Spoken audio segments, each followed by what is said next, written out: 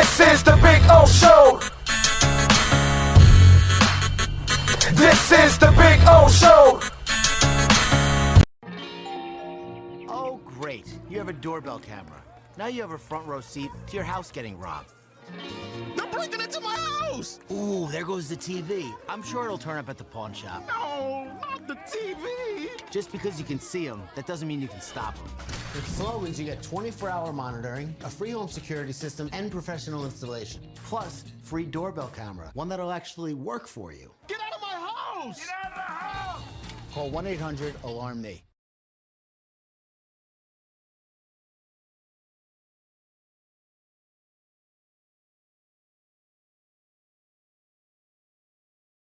Welton Rayom has more than 62 years of litigation experience handling insurance disputes. They're committed to resolving even the toughest insurance claims quickly. Call them for a free consultation. 954-966-4646. At Welton Rayom, they don't get paid unless you win. Property damage claims to your home, business, or condo as a result of a hurricane. Welton Rayom can help. Water, mold, fire, smoke damage, Welton Rayom can help. Call 954-966-4646.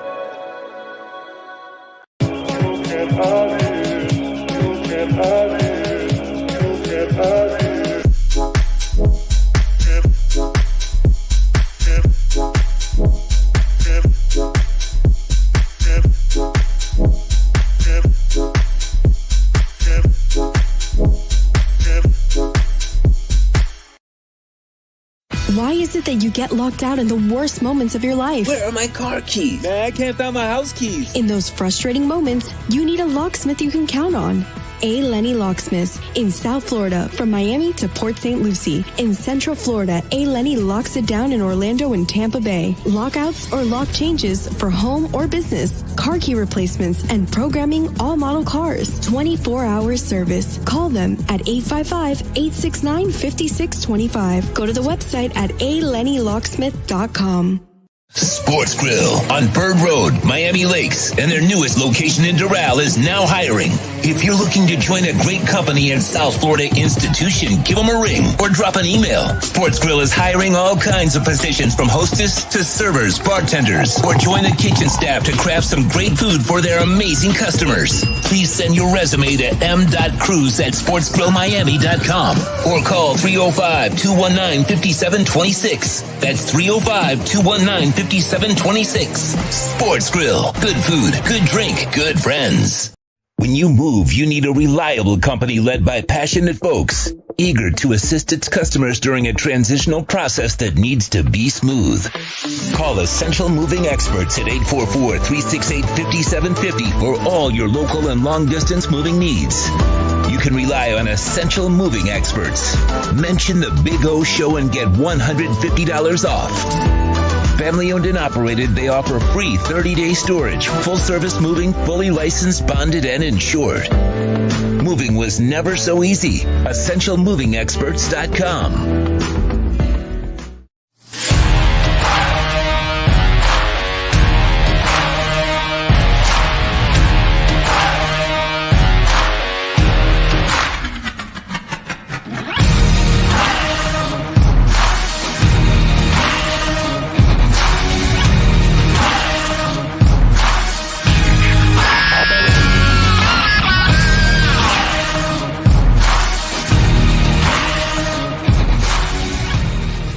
Welcome to Red Light Therapy, a revolutionary technology perfected by NASA to aid in muscle strengthening and recovery. Red and infrared light has the capacity to penetrate deep into the cell's mitochondria, potentially leading to increased energy, faster recovery, and the optimal performance your body demands. Train, fight, recover. The viewpoint, statements, or beliefs expressed on the following program by the host, guests, or callers are not necessarily the opinions of FantasyXS.com, Media Group Inc. ownership, management, sponsors, or website. When it comes to South Florida sports teams, very few in the media have witnessed, lived, and covered it like the Big O. Let's start the program dedicated to your favorite South Florida teams with a passion that's unmatched. The Big O Radio Show is on. Here's the Big O. Minutes and hours in the damn day. How are you all doing? Welcome aboard to the afternoon edition of the program. Jess. Why is there an afternoon edition? Because we could not do the morning edition. We were at Dolphins camp today. So I had things to do, people to see, places to go to, turnovers to watch. I had all kinds of stuff going on today at Dolphins camp. Yeah, it wasn't a good day for the offense today. They were pretty clean throughout training camp. Yeah, today got a little messy, and the defense had its success. Even Noah Benagami getting that interception on Teddy and returning it. And let me tell you something. When we have all been in this, we've all been in a position where you can do something, or at least you think you can do something, but you fail, and you're constantly failing, and you're frustrated with it, right? Because it's something you feel you can overcome. You know what I'm saying? We've all done it. Whatever it is. I don't care what it is. When you were a kid tying shoes, or you were learning how to ride a bike, or you were trying to figure out calculus, I don't care what the hell it is, right? It's always been something that you're trying to figure out in life. Maybe you're trying to learn how to play chess, and you've played Chinese checkers and checkers all your life, but you've never played chess, and it's a completely different game, right? And it's one of those that you have to kind of understand it. You got to play 2, 3, 4 moves ahead. You're not really playing the current move. You're thinking a couple moves ahead. That's chess. And so that's how it is in life. Hey, listen, maybe you drive, but then all of a sudden now you've got to learn how to drive stick. And man, it is becoming a bitch for you and all that kind of stuff. And then eventually you get it, right? And there's this release. When you feel you've overcome, when you feel you have conquered, when you feel you've had some level of success, not even have to arrive or conquer or anything. That was Noah Igbenogany today. Today on that interception that he ran it back, hell, he had Raekwon Davis, and who was the other guy that went? Two guys went like 50 yards downfield to go get Noah and, congratulate him and all that. And, when he scored the touchdown, because it would have been a pick six, he threw the ball against the net with some violence. You know what I'm saying? He even threw his helmet and everything. It was one of those where you're like, he was emotional, and it was cool. And you're talking about a young man, his entire livelihood is on the line right now. And he's learning a new position, trying to adjust to a new position. And it's a challenge for him, like it is for some players, that when you make that transition, some guys make it smoother than others. That's just life, man. It's just the way it is. And you watched him today, and he had he gave up a touchdown today. He had his bad and he had his good, but it shows you how much it means to him. It shows you also that he hears the noise, right? Because that's what he does. He hears the noise. He hears you guys complaining. He hears media members talking about it, writing about it, all that kind of stuff. And he hears former first-round pick and former first-round pick and former first-round pick. And it's one of those things that it's not easy. Tua had to hear from some of you guys, and still will be hearing from some of you guys since he got in this league. Austin Jackson's another guy that's had to fight the noise. That noise is out there. And you could tell that it's one of those things that you could tell it. And what I loved about the emotional part about it, it shows me that it means something to him also. Noah hasn't pouted. He hasn't complained like Preston Williams. He isn't pointing fingers at anybody. He's been in fact, he's been a lot like Tua in the sense that he's been really mature about how he's handled everything publicly. You know what I mean? And you could tell that the success today was something that was like a relief for him. And that's what that was. When he threw that ball, it was him releasing that frustrations, because he's putting in the work. It's not like there are those guys, men, women, whoever, any walk of life, that you could tell they're talented enough, but they don't put forth the effort that they need at whatever work you're at whatever business, whatever career. You know those people. And that's not Noah. Noah's the guy that is actually committed and a professional, and he's working hard, and it's frustrating for him. You know what I mean? And that's where that success, and that's kind of, I think that's what's helped out Austin Jackson in his transition. And now that it seems he's playing better now, it's the little victories. And as he piles on another little victory and another little victory, then the victories become a little bigger and a little bigger. And then all of a sudden, you're holding off Agba or Jalen Phillips or somebody else, and you're doing your job. And now all of a sudden you feel a lot better about what you're doing, and you feel better about yourself. And then the confidence gets to a point where you can actually take over and say, okay, I no longer doubt myself.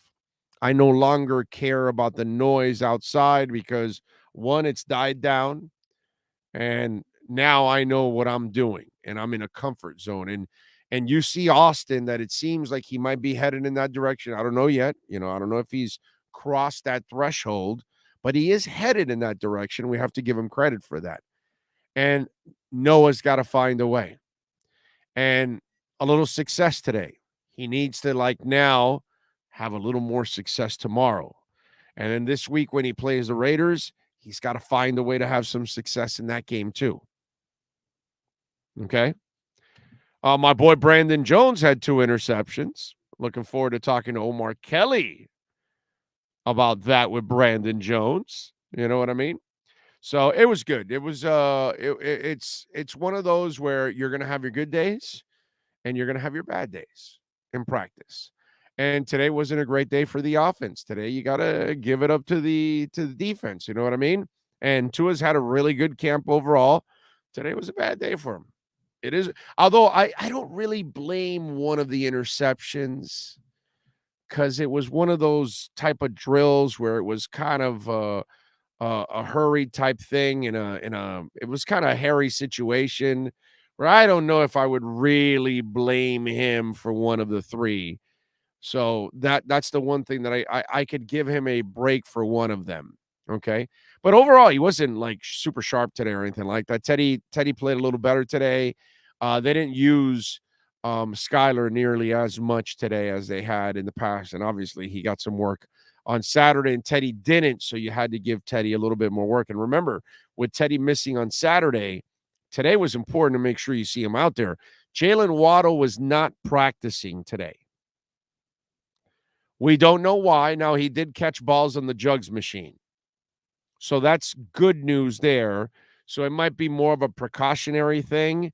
I'm sure tomorrow when we talk to the coach, somebody's going to ask him about Jay. Well, no, I'm not going to say it like that. Sean, I'm going to say tomorrow when the coach addresses it, Barry Jackson will open up the press conference with the first question and ask about Jalen Waddle. I can guarantee you that, because Barry is the Ira Winderman of the Dolphin press conferences. In the Heat press conferences, a lot of times you'll see Ira be the first guy to get questions in there. It's been Barry here at training camp that I've noticed it. And coach comes in and pleasantries are going on. And, hey, coach, how you doing this day? He's kind of joking with us. and Barry will interrupt it right away and start with the business, right?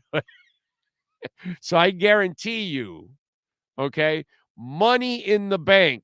I got lots of Bitcoin on this.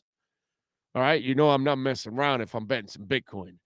I got plenty of Bitcoin that says Barry opens up tomorrow's press conference and Jalen Waddle will be the first question. It'll be a twofer, right? Also, right, Sean? It'll be a twofer. It'll be Waddle part A, and then he'll follow up with some kind of a second question in there for a twofer. Yeah. I was going to say, Coach, 2-part question here. Right. That's it. That's it. That's it. Because David Furonis and Barry Jackson have been labeled by the coach as the twofer guys. They're the guys that sneak in. They don't get one question in. They get 2 questions in. The rest of us get 1, but they get 2. Oh, I got several. You got to look today. Oh, I got to look today. Yeah. Did you see what the coach when you asked the question? What, he gave me a bad look or a weird look or something? I didn't notice it. He gave the look like, oh, this is the guy that's going to ask the tough questions. That's what I felt like. It was So when I asked about his check with me system, that it's a pass run. Okay, yes. Yeah, because when he threw it out there, I wasn't going to let it lie there in the gray area. I wanted to clear it up that, okay, so you're telling me which by the way, let me get into that. I'm glad you brought that up. And I found it very interesting. And I think there's some bullshit to it. Okay. And I like Mike McDaniel a lot, so I'm not trying to call him a liar or anything like that, but there's got to be a little misdirection there, kind of like his offense. Because today they were talking about his check with me system that he has. He doesn't give the quarterback the playbook and you could go out there and change whatever play you want and all that. No. You're going to have 2 plays. Now, traditional check with me is you send in a pass play. If you don't like that pass play, you're going to check out of it to this run play. So the plays are together. So everybody knows when you're calling it, you're already calling the check with me and you're saying, all right, this is the play we're running. If I come out of it, we're going to this run play, and everybody knows. Interesting that in his check with me system, it could be a run to another run and a pass to another pass. So I asked him on the follow-up that there's no way of making it if you sent in a pass to then go to a run. I did love how he joked around, Sean, with that and said, well, I'd like to, make my job useful, because then all of a sudden you don't really need me and all that. So he was basically saying, yeah, no. If there's any audible, I will then audible out or something. But we're talking about this in the on the sidelines watching practice. And I would imagine that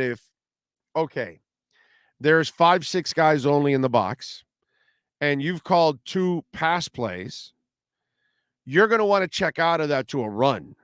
And I would imagine that if you look at the box and then you go over and look at the coach and you glance over there, he's got to know that you're seeing the same thing he's seeing. Coach, there's 6 in the box. I got to audible out of. We got to run on these guys right now. Let's run on them. And maybe that's what you do. You know what I'm saying? So all of a sudden, they only leave 5 or 6 in the box. You want them. All right, let's pound the hell out of them. Let's run the ball down their throats. We've got 2 pass plays called. So I have to imagine that there has to be some kind of a way to bail out of that situation, because you're going to look at what's out there on defense and you're going to try to figure out that the play you're calling is either going to work or isn't going to work.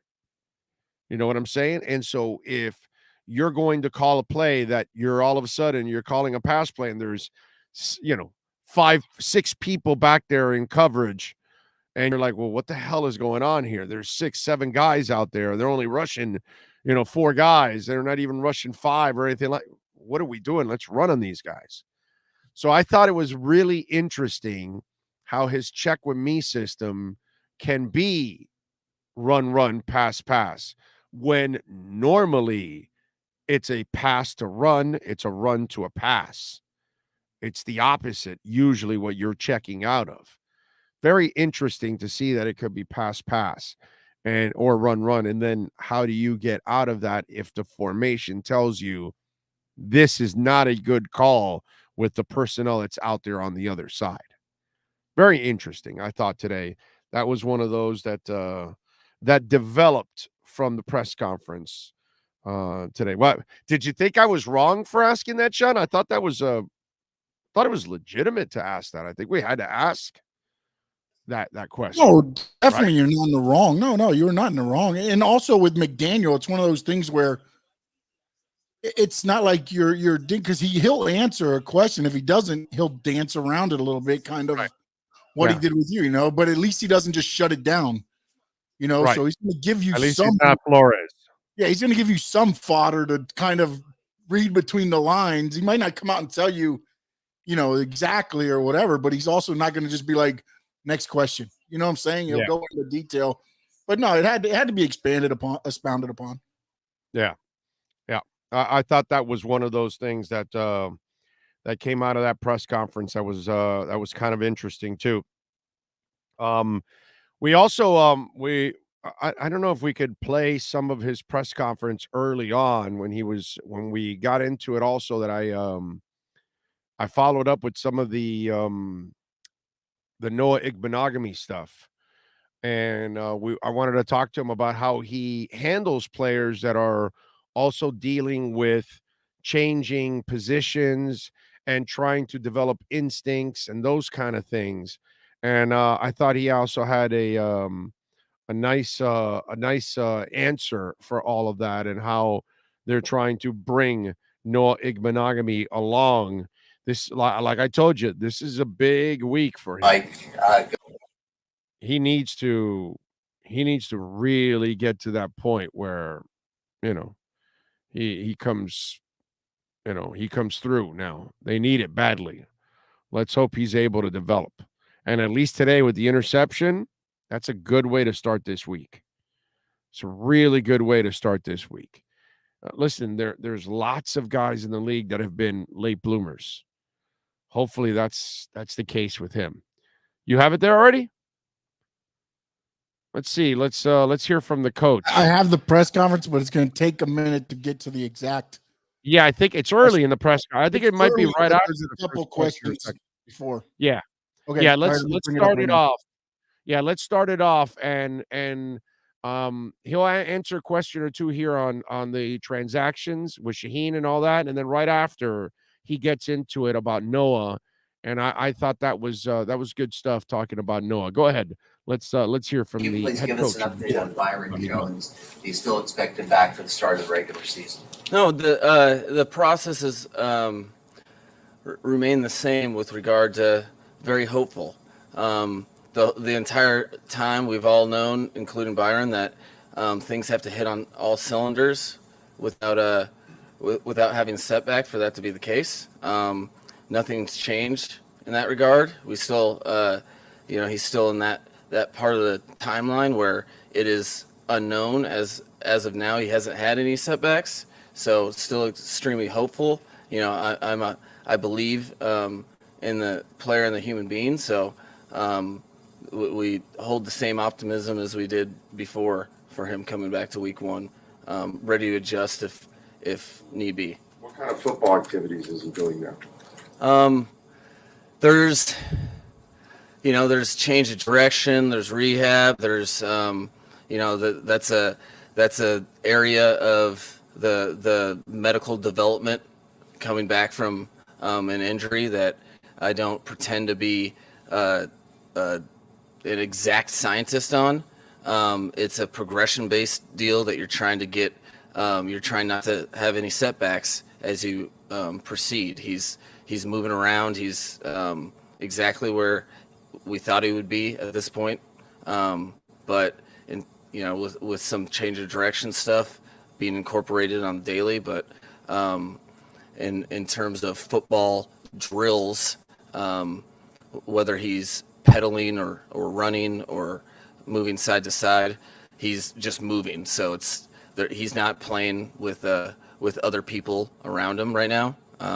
So I'll let you know when that comes about. How long do you have to see personally of him going out there and working out before you put him out on the field to play football? Well, that's a case by case basis, because you're going with unknowns, right? So like how much does someone that has won a cured season, that maybe has played his position 4, 6, 8, 10 games, that's different than Byron, who's excelled at the position for extended periods of time. So he does have to do it before the game.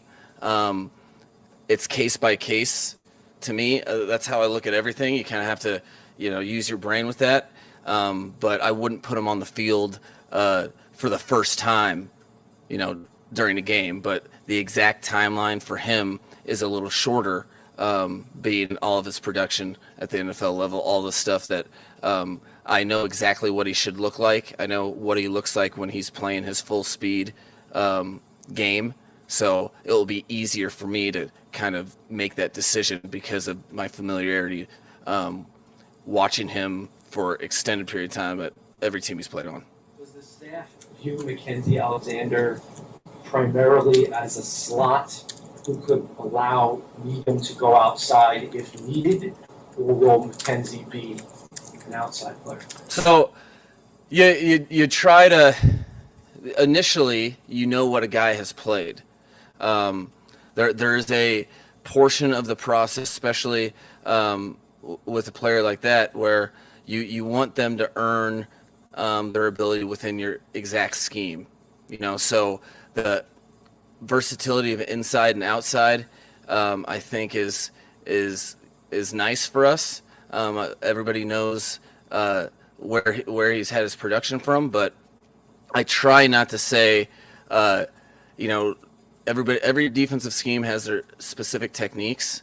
Sometimes, like for instance, we just played a team, Tampa Bay, where if you watch one-on-ones or whatever, their man-to-man coverage, they don't necessarily reroute as much as our guys do. So the reason why I say that is I'll never be 100% committed to, okay, this guy is only this. Always leaving the options open, fully knowing that he has experience, and we watch tape too, but we would rather, especially with that particular player, let him earn his keep. And I wouldn't want to say, hey, you can't do something. We were just going for the best player inside or outside available, and let the chips fall with that in his hands. But did you feel like there was a need for an inside guy? Really, I felt like there was just a need for a competitive NFL defensive back. I'm not particularly worried about inside or outside. We like Nick Needham's versatility. Luckily, we have a group of athletic, diverse players on the back end that can really, that versatility is a huge strength. So to me, the only way, we were afforded an opportunity. It's hard to get competition that has a chance to make the team in the middle of camp. So when you have a good player out there that you work out, that has already been on your radar before you had any injuries, I wasn't really concerned with, hey, we're light on inside players or we're light on outside. I wanted someone that would legitimately have a chance to compete for a roster spot, which I think he does. One more corner question, if I may. With Noah, one thing that you've been impressed by and one thing he still needs to work on to. I've been impressed by his internal fortitude. Okay, this is it's not lost on me at all. The pressures that come in the National Football League, especially when you're an athlete of his skill set. So he's done an outstanding job. You have to have a short memory at the cornerback position. He's really had some maturation growth this year from the stories that I heard coming in, where he's moving on to the next play and competing and not letting himself get down on himself. Where he needs to improve, I would say, is kind of what I was alluding to when I talked to him during the game, is I don't want him to ever lose his aggressiveness and feel like he's playing not to get beat. I want him to always compete, have no memory in that regard, and just be kind of cutthroat with the game of football, to just trust all of his training. And so in times that I think he's being a hair passive, I'll jump on that and be like, hey, that's not you. This is not where you're at in your development, which I think he agreed, which is again why he's taken some steps forward as a professional. Do you have a coach that may talk to him about the transition of wide receiver to corner, and his head where it's at in that sense, to develop the instincts of the corner? No, I think you're just. I think I wouldn't say I had a coach directly responsible for that. I think all coaches are responsible to know where their players are coming from, including the head coach, but every coach that touches those players, to best reach them and to know where they're coming from, you have to know their experiences, and so that can be used as a negative or a positive, that you're a position switch. Obviously, I think that you should present it and get him to understand that it is a positive, that what it feels like to be a receiver. So then, all right, well, how does your play and your technique, how does that invite X, Y, or Z from the receiver when you're playing them? It can be used as a strength, as opposed to, okay, well, I'm new to the position. Well, you have an edge on other people because you most recently played that position that you're covering. So I think all of the coaches, I put a huge emphasis on knowing their players and where they're coming from in order to reach them. So that's a prerequisite with all of the defensive coaches from the top down. Week set up so that. All right, there we go. There you go. And did he let it all fly today? And that's why he was able to step in front of that low pass and pick it off, which, by the way, was also a good catch by him because it was a low pass. And Iggy picks up the interception and houses it. And the coaches, he's right about many things there in his answer. One, you've got to, if Iggy has any questions about himself, you got to turn it around on him and say, dude, you played receiver. So think like them. Be them. And it's true. He has to go out there, and Tua has to do this. Austin Jackson has to do this. Xavier Howard has to do this. Jalen Phillips has to do this. Brandon Jones has to do this. You got to just play, man. You got to play, and you got to let the instincts take over, and you can't sit out there and think at any moment. You cannot pause to think to then make the play. It's too late. They play way too fast in this league. And Iggy has to, at one point or another, let himself go and be aggressive and go out there and let the cards fall where they may, as the saying goes. Maybe he's not good for this position, or maybe he's a star in the making. But you definitely cannot play scared. He's going to have to go out there and play aggressive. One of the things I admired about Terrell Buckley, especially early on in his career, made a lot of mistakes in gambling and gave up plays.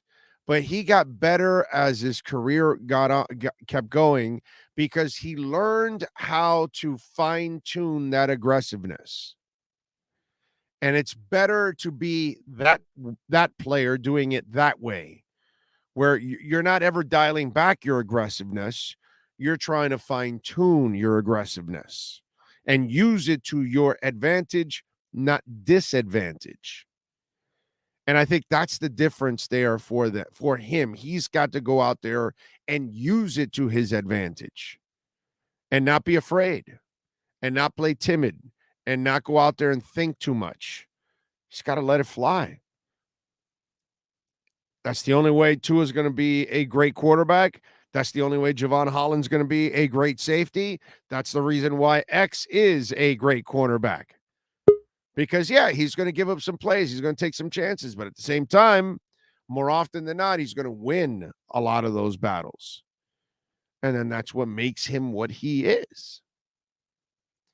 So good stuff by Noah. Hopefully he can build on a little bit of success today moving forward. He had his ups and his downs, but this is kind of what you want to start seeing. You got to start seeing some of this here over the next couple of weeks. He has to start showing more than he did the first couple of weeks. We'll see what happens. But today, it's a nice play by him, and that really helped out. Hopefully that does a lot for his confidence, too, at the same time. All right, let's take a quick break. When we come back, oh, baby, it is time to unleash the Wolf Pack. Cameron Wolf is next. We unleash the Wolf Pack as we get the latest in the NFL and the Miami Dolphins with our KSDT CPA Pro Football Report with NFL Network insider Cameron Wolf. KSDT is one of South Florida's largest and one of the country's fastest growing accounting firms. KSDT CPA is a full-service firm that also excels in crypto. Visit them at ksdtcpa.com or call 305-670-3370. Here's NFL insider Cameron Wolf. All right. There he is, the man, the myth, the legend that is Cameron Wolf, getting ready to head out to the airport, right? You're getting on a flight now? Is that what's going on? Yeah. All right, man. I got a flight in a little over an hour, so I'm only stopping because I know I want to talk to Big O and Dolphins fans that need the content. Yes, sir. I sir. love to cut it close, so I'm cutting it close. So the positive about being old is that you've been around a while and you get experiences and you have perspective, and it helps you out because history tends to repeat itself. And situations tend to repeat themselves, and maybe this might not be the player that repeats, but maybe right now it's the situation for the moment. We'll see where the player goes. But today we were talking with Coach, and we just played the sound bites when we were talking about Noah, and we were talking about his aggressiveness, and Coach was talking about how he communicates to him, how he wants him to be aggressive, how he wants him to go out there and let it go and play. And I talked to him also about, you have Connor Williams making a position change. So how do you do with a corner like Noah, who's a former receiver, And so he talked about the mindset and how at times it should be an advantage for Noah because he played the position that he's covering. So he should be able to it should be easier for him to think like a wide receiver than a normal cornerback who's never played wide receiver, right? So he talked about all of that kind of stuff. And then today he has the interception, right? Pick six. And if you watch that interception, that may have been one of the most emotional interceptions I have ever seen in practice. And I've seen a lot of practices over 30 years, but it meant a lot to him. You can tell. And it wasn't something it was more like a release of frustrations. You know what I mean? Right. Because you could tell it's a young man that's working his ass off. And unlike Baker Mayfield, unlike Preston Williams, I'll give you examples on how not to handle adversity. Then I'll give you examples on how to handle adversity. Tua Tagovailoa and this young man right here, Noah Igbenogany. Both guys have been outstandingly classy. They hear the noise. I'm sure Noah hears it a lot more than Tua, because Tua, you can literally believe that he turns off the noise when he's away. You can literally believe he's playing his ukulele and hanging out with his family, and he's happy as a clam. You can believe that. I don't believe that of any other player in any other sport, period. Yep. Okay. Yep. Maybe I'm with you. Tebow is the other guy that maybe was a freak like that. The rest of them, they hear the noise. They hear it. And he's handled it very well. So I'm wondering your thoughts, because it's been so far, it hasn't been a productive first 2 weeks for him in camp. But today, maybe, who knows? Maybe it's a sign of the times. But your thoughts on Noah and what the coach talked about today, and then watching him today in practice. I thought you painted it well in talking about maybe sort of the visuals of seeing him release his frustration.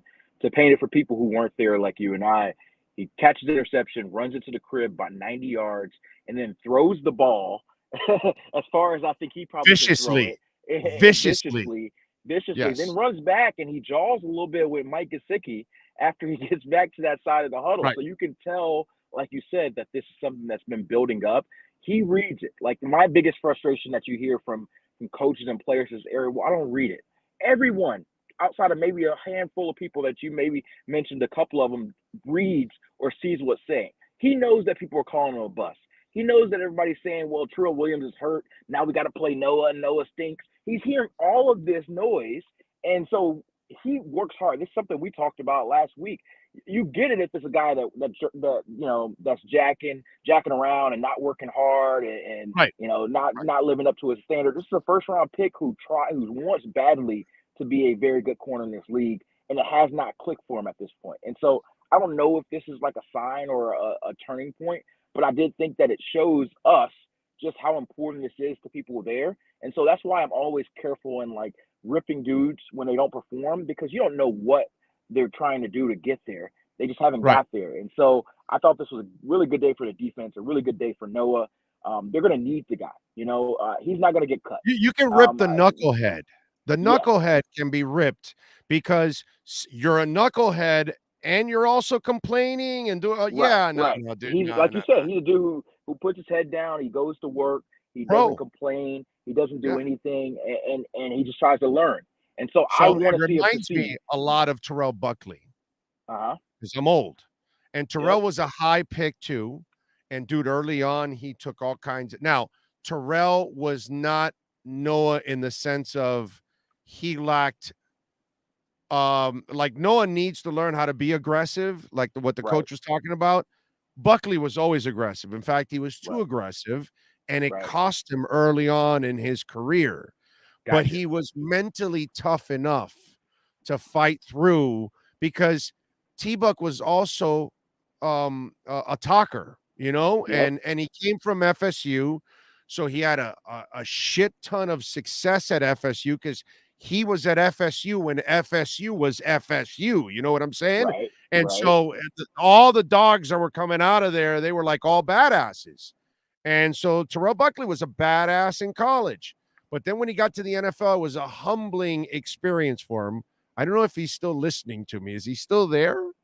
Is he still listening? Still okay, because I don't see you. You're right now. You look like a black bear in a dark room. Okay, now you're back. Okay.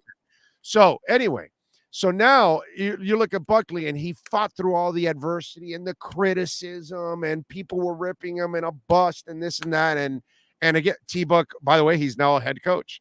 And T-Buck is one of the classiest dudes you'll ever meet in your life. Like, he is one of the best individuals you'll ever meet. And sure enough, he was able to fight through it. He ended up here in Miami, played for a few years. He kept Pat Surtain on the bench during his rookie year because Pat was just not good enough to unseat the old man at that time. And the old man hung on to the job, when we had T-Buck here. And to me, there's a lot of the situation that Noah's going through that Terrell Buckley went through early on. High draft pick, not living up to it, not looking good. Although Terrell played a lot and got burned a lot early on and then kind of figured it out. This kid, unfortunately, has not played a lot. And the little he has played, it's been a disaster. But I will count on him to be tough enough mentally to fight through this, unlike, let's say, a Baker Mayfield and a Preston Williams who really don't really handle it the right way. Yeah, this is one of the most important week and a half for Noah. Like, let's just keep it honest. He did not have a great set of practices in Tampa. He was a guy that we talked about I wanted to see out there, and Julio Jones and a lot of the receivers out there exposed him. And so you can either do one thing. You can curl up in a ball and say, hey, NFL's not for me. You know, I'm just going to milk out my contract until they cut me, or you can try to respond. And so today he responded. He's going to have a preseason game on Saturday where he's going to play a lot. He's going to have to respond. And then next week he's going to get another chance at joint practices against the Eagles team that has a.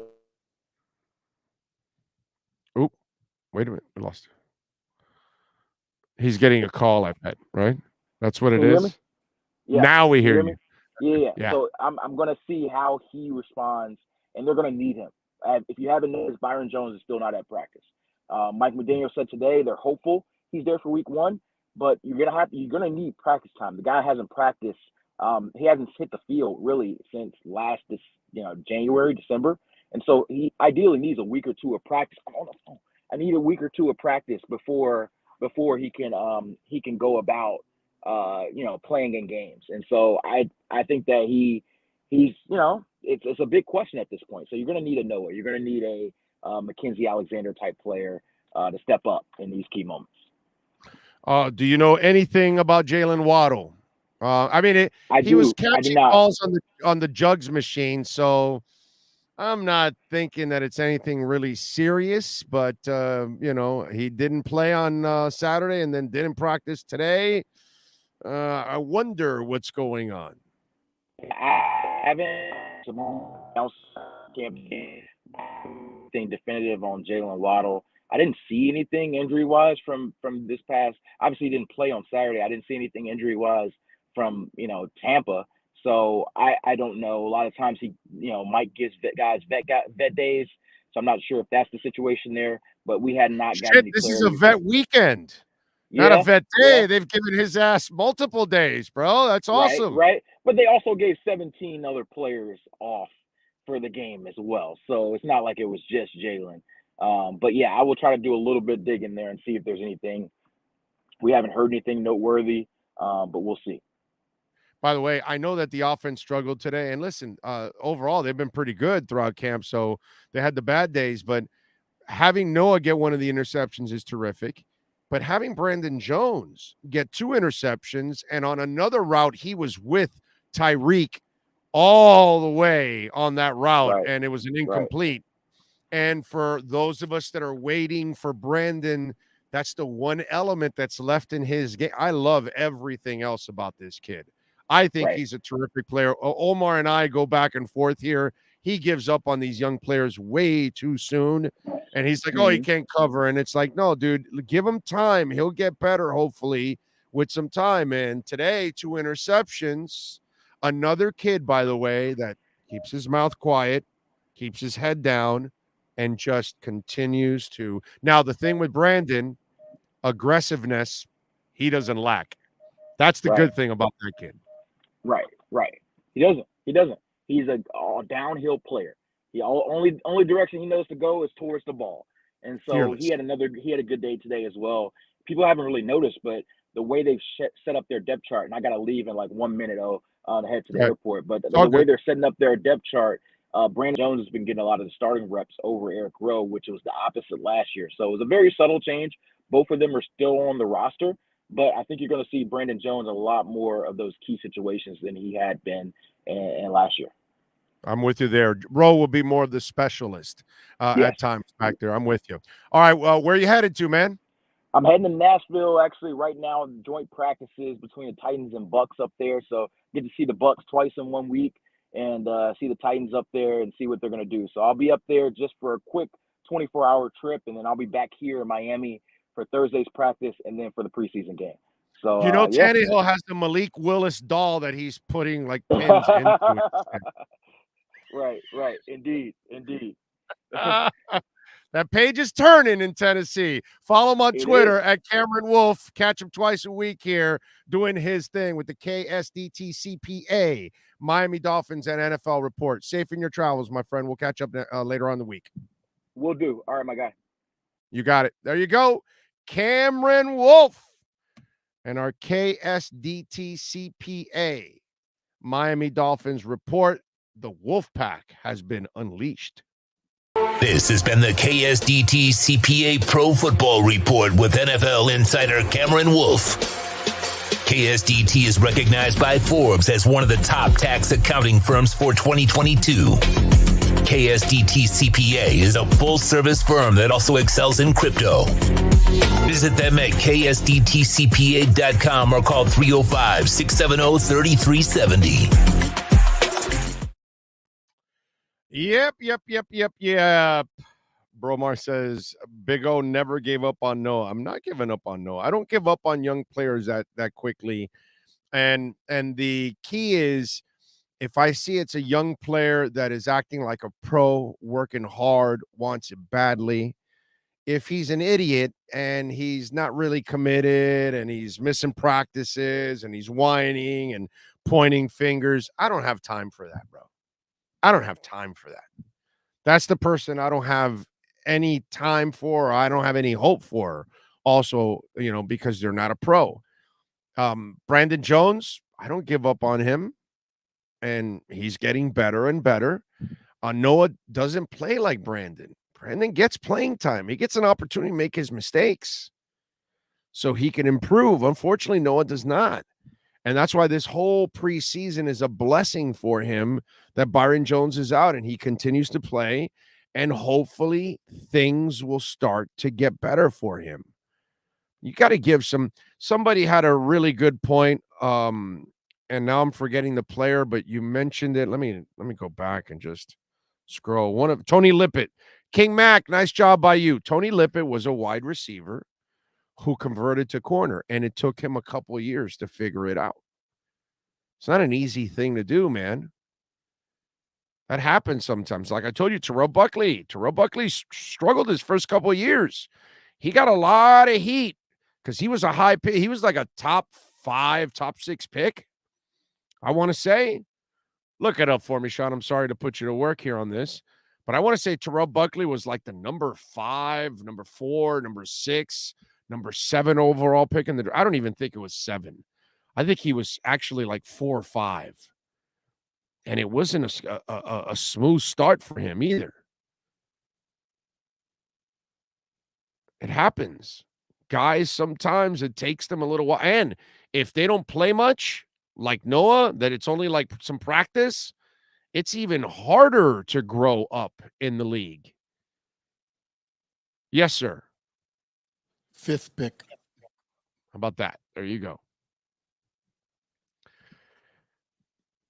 I remember way too much. It's like weird, actually, I think. I should forget a lot more by now. Big O, how familiar are you with Quincy Wilson? He had a deflection today. He had a nice little play closer to the end zone today. I don't know too much about him. I only know what I've seen from him here. And he's one of those guys on the back end that he's not I put it this way, I won't call him a bad player. He's been all right in camp. It's definitely one of those guys in the back end battling for a spot. And Jamie Zorrilla is right. Please smash the like button while you're all out there watching. And please like our other channel, Big O Show Cuts. We need to get that to 1,000 as soon as possible. All right. So if you can, please get us to Big O Show Cuts.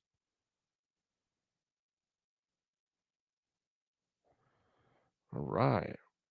By the way, fantasy football is back on the Big O radio show.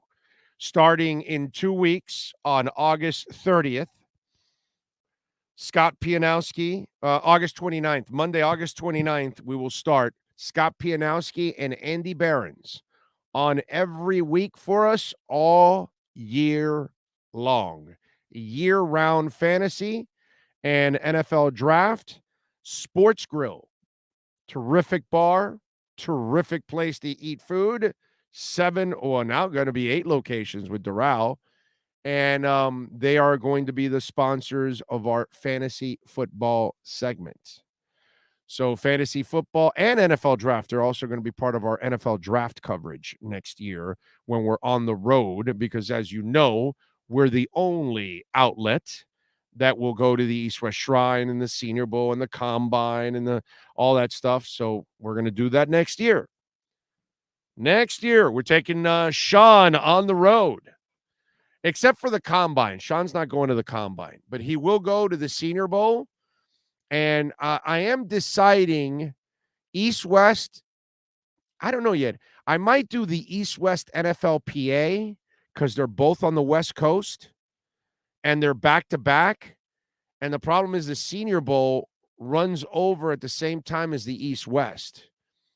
So I'm thinking of maybe doing the other two bowl games and staying on the left coast and covering those two events. And that way I get to meet with more NFL people throughout and meet and get some West Coast guys too that I need to kind of pick up some connections a little bit more on the West Coast. So fantasy football is back, baby. And Andy Behrens and Scott Pianowski from Yahoo Sports. And we are waiting word on a couple of other things that are about to explode, Dolphins and Canes. So we're just waiting for the official words on it. And we'll tell you about our Dolphins pre- and post-game coverage officially. And we'll tell you about hopefully our Canes pre- and post-game coverage also. Okay? And working also on that the only one that is still up in the air is the weekly Canes show. Okay? Now, if your business wants to be a part of our platform and wants to host a weekly Canes show, you can reach out to our business line at 786-754-4664. That's 786-754-4664. If you're interested in hosting our weekly Canes Insider show that we're going to have on the platform. This football season, it's hopefully the platform takes another big ass step towards a lot of coverage for a lot of the stuff that you guys want covered. Okay? So that is coming. What else do we have here? Adrian says, yo, what's up? Just checking in, ready for that preseason game. Brandon Roud says, Big O, it's true Tua threw several interceptions today. Yes, he threw a couple today. Yes, he threw 3. I'd blame him for 2. The other one, it's kind of a thing that I wouldn't necessarily blame him specifically for the interception. It was kind of a screwed up situation. Let's see. It should be interesting to see all NFL cuts today. Deadline at 4 p.m. I don't think today is the day where we get some interesting cuts. I think it's down the line, and that's when everybody gets to 53. And I think that's where Miami will be targeting a player or 2 or 3, some kind of young guy. And let me tell you, it's like the Still guy today. He did it again. Ben Still got a sack today. They got some guys, man. The Hodge guy, Cameron Good made this team. I'm keeping that guy. They get some dudes on the back end that you've got to pay attention to because they know how to find diamonds in the rough here.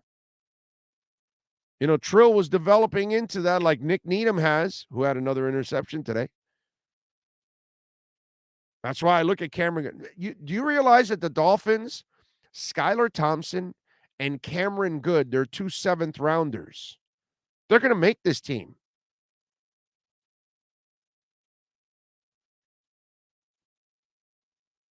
Pretty good. Pretty cool. Oh, and when Noah had his interception today, he ran it for the touchdown, and it was like really emotional. You know, was one of the guys that came to see him and congratulate him and dab him up and all that stuff, like they say, Raekwon Davis. Because everybody talks about that first round, right? Well, Tua could have turned the corner. We'll see. And Austin Jackson could have turned the corner. So 2 of the 3 might be actually developing into justifiable picks. Noah still is kind of the questionable one. But the funny part about that draft is nobody ever mentions Brandon Jones and Raekwon Davis. And Raekwon is there with Noah. He comes in with Noah, and he kind of feels Noah's pain because he sees it. He hears all the criticism. And so he's there to, back up his teammate that he came in on the same class. I thought that was really, really cool on Raekwon's part. It shows that those 2 guys who came in together, there's some love there. I like it. Raekwon Davis and CW are incredible anchors to the D line. HH says, it seems like Tua hasn't been good in situational practices. No, he's been good overall. I disagree with you. I've watched it. He's been good overall, man. He's going to listen. If you think he's going to walk in there against that defense and never make mistakes, it's ridiculous. But I get it. When it's a clean day, nobody says anything. But because today was a bad day, all of a sudden now all hell breaks loose. And now the overreaction starts. It was a bad day, big deal. 2 of the 3 were bad interceptions. So what, man? You got to give them credit too sometimes. It would be bad if the offense is always having its way. And he still completed passes. He still scored touchdowns. It wasn't like he didn't throw good passes. He threw some nice passes actually today. But he had some bad decisions today. And he was off on a couple passes too. Not only were there interceptions, but he was off on a couple too. So yeah.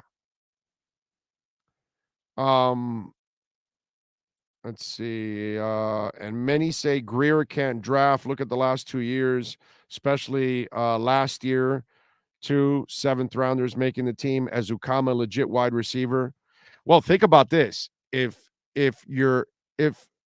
Tyndall makes the team, okay, Azukama's going to make the team, and your 2 7th-rounders are going to make the team.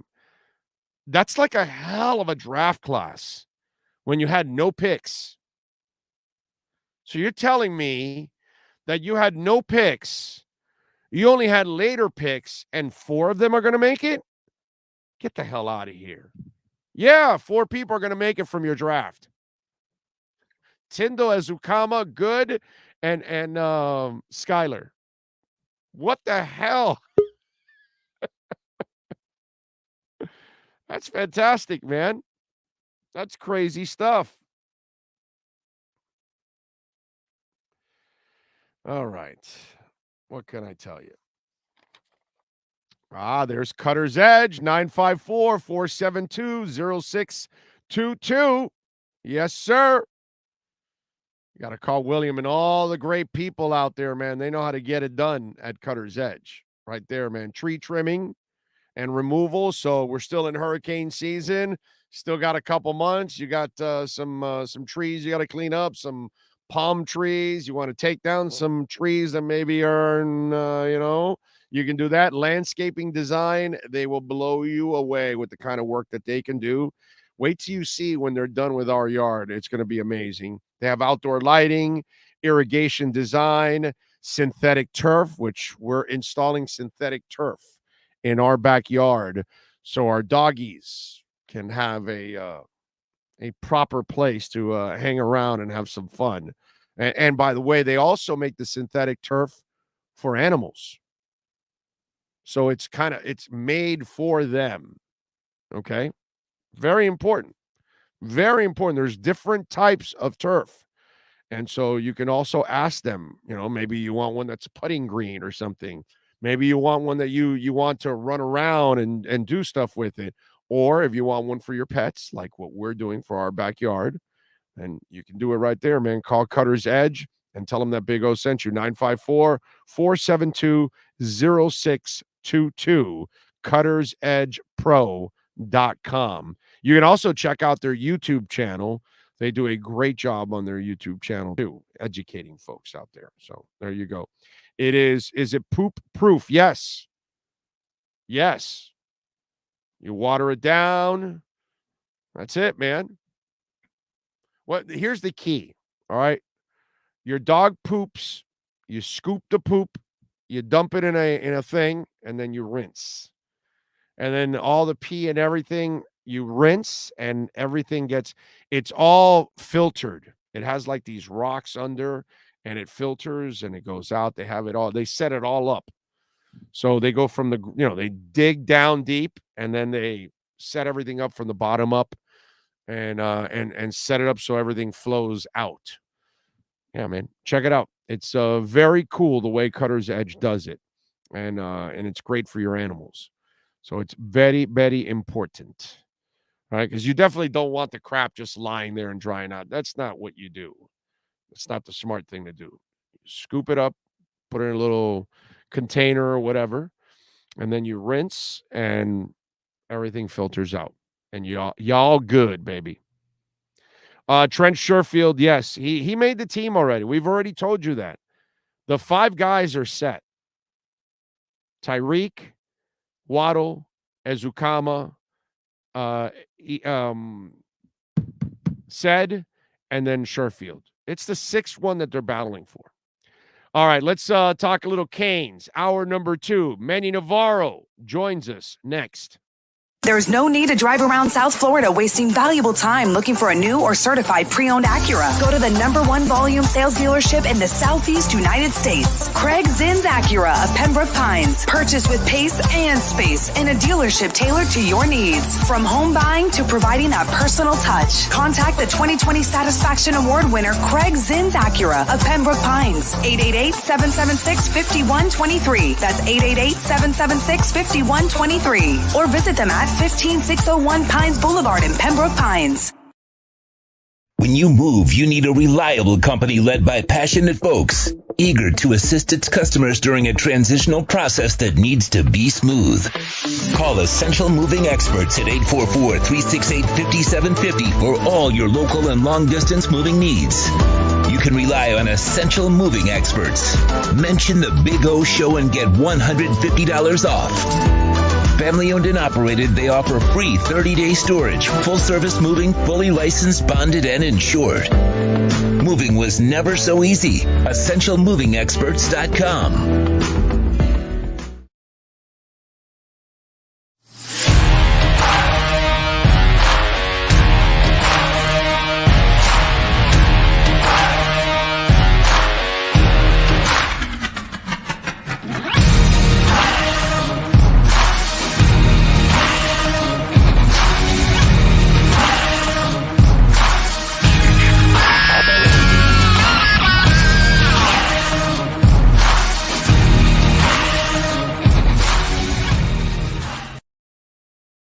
If you're a Miami sports fan, then there's only one store to go to, and that's Caneswear at Miami Fanwear in Davie. They're your one-stop shop for all your inner Miami CF, Canes, Dolphins, Panthers, and Marlins merchandise. They have hats, t-shirts, game day jerseys, and so much more. Located at 2511 South University Drive in Davie, and open 24/7 online at caneswear.com or innermiamiwear.com. Call them at 954-835-5597. Caneswear, the spot where inner Miami and all Miami sports fans shop.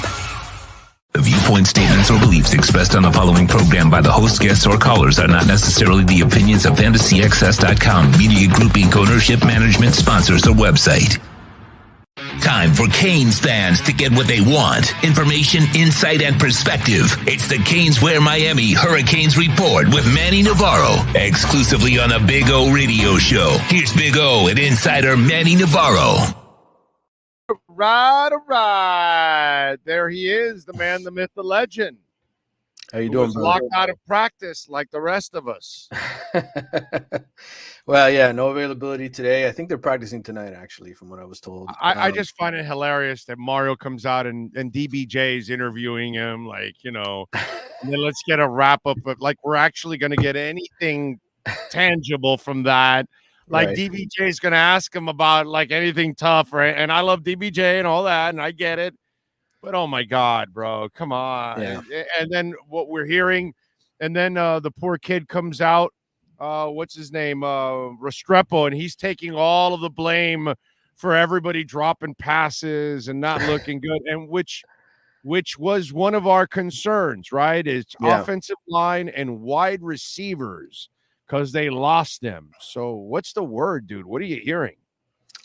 Well, I had a couple people. I mean, they had some agents out there. They had former players out there. They had parents. So there were a lot of people who watched the first scrimmage. I know that the next scrimmage on Saturday is going to be a much tighter audience. There'll be smaller people there, so you'll probably hear less reports.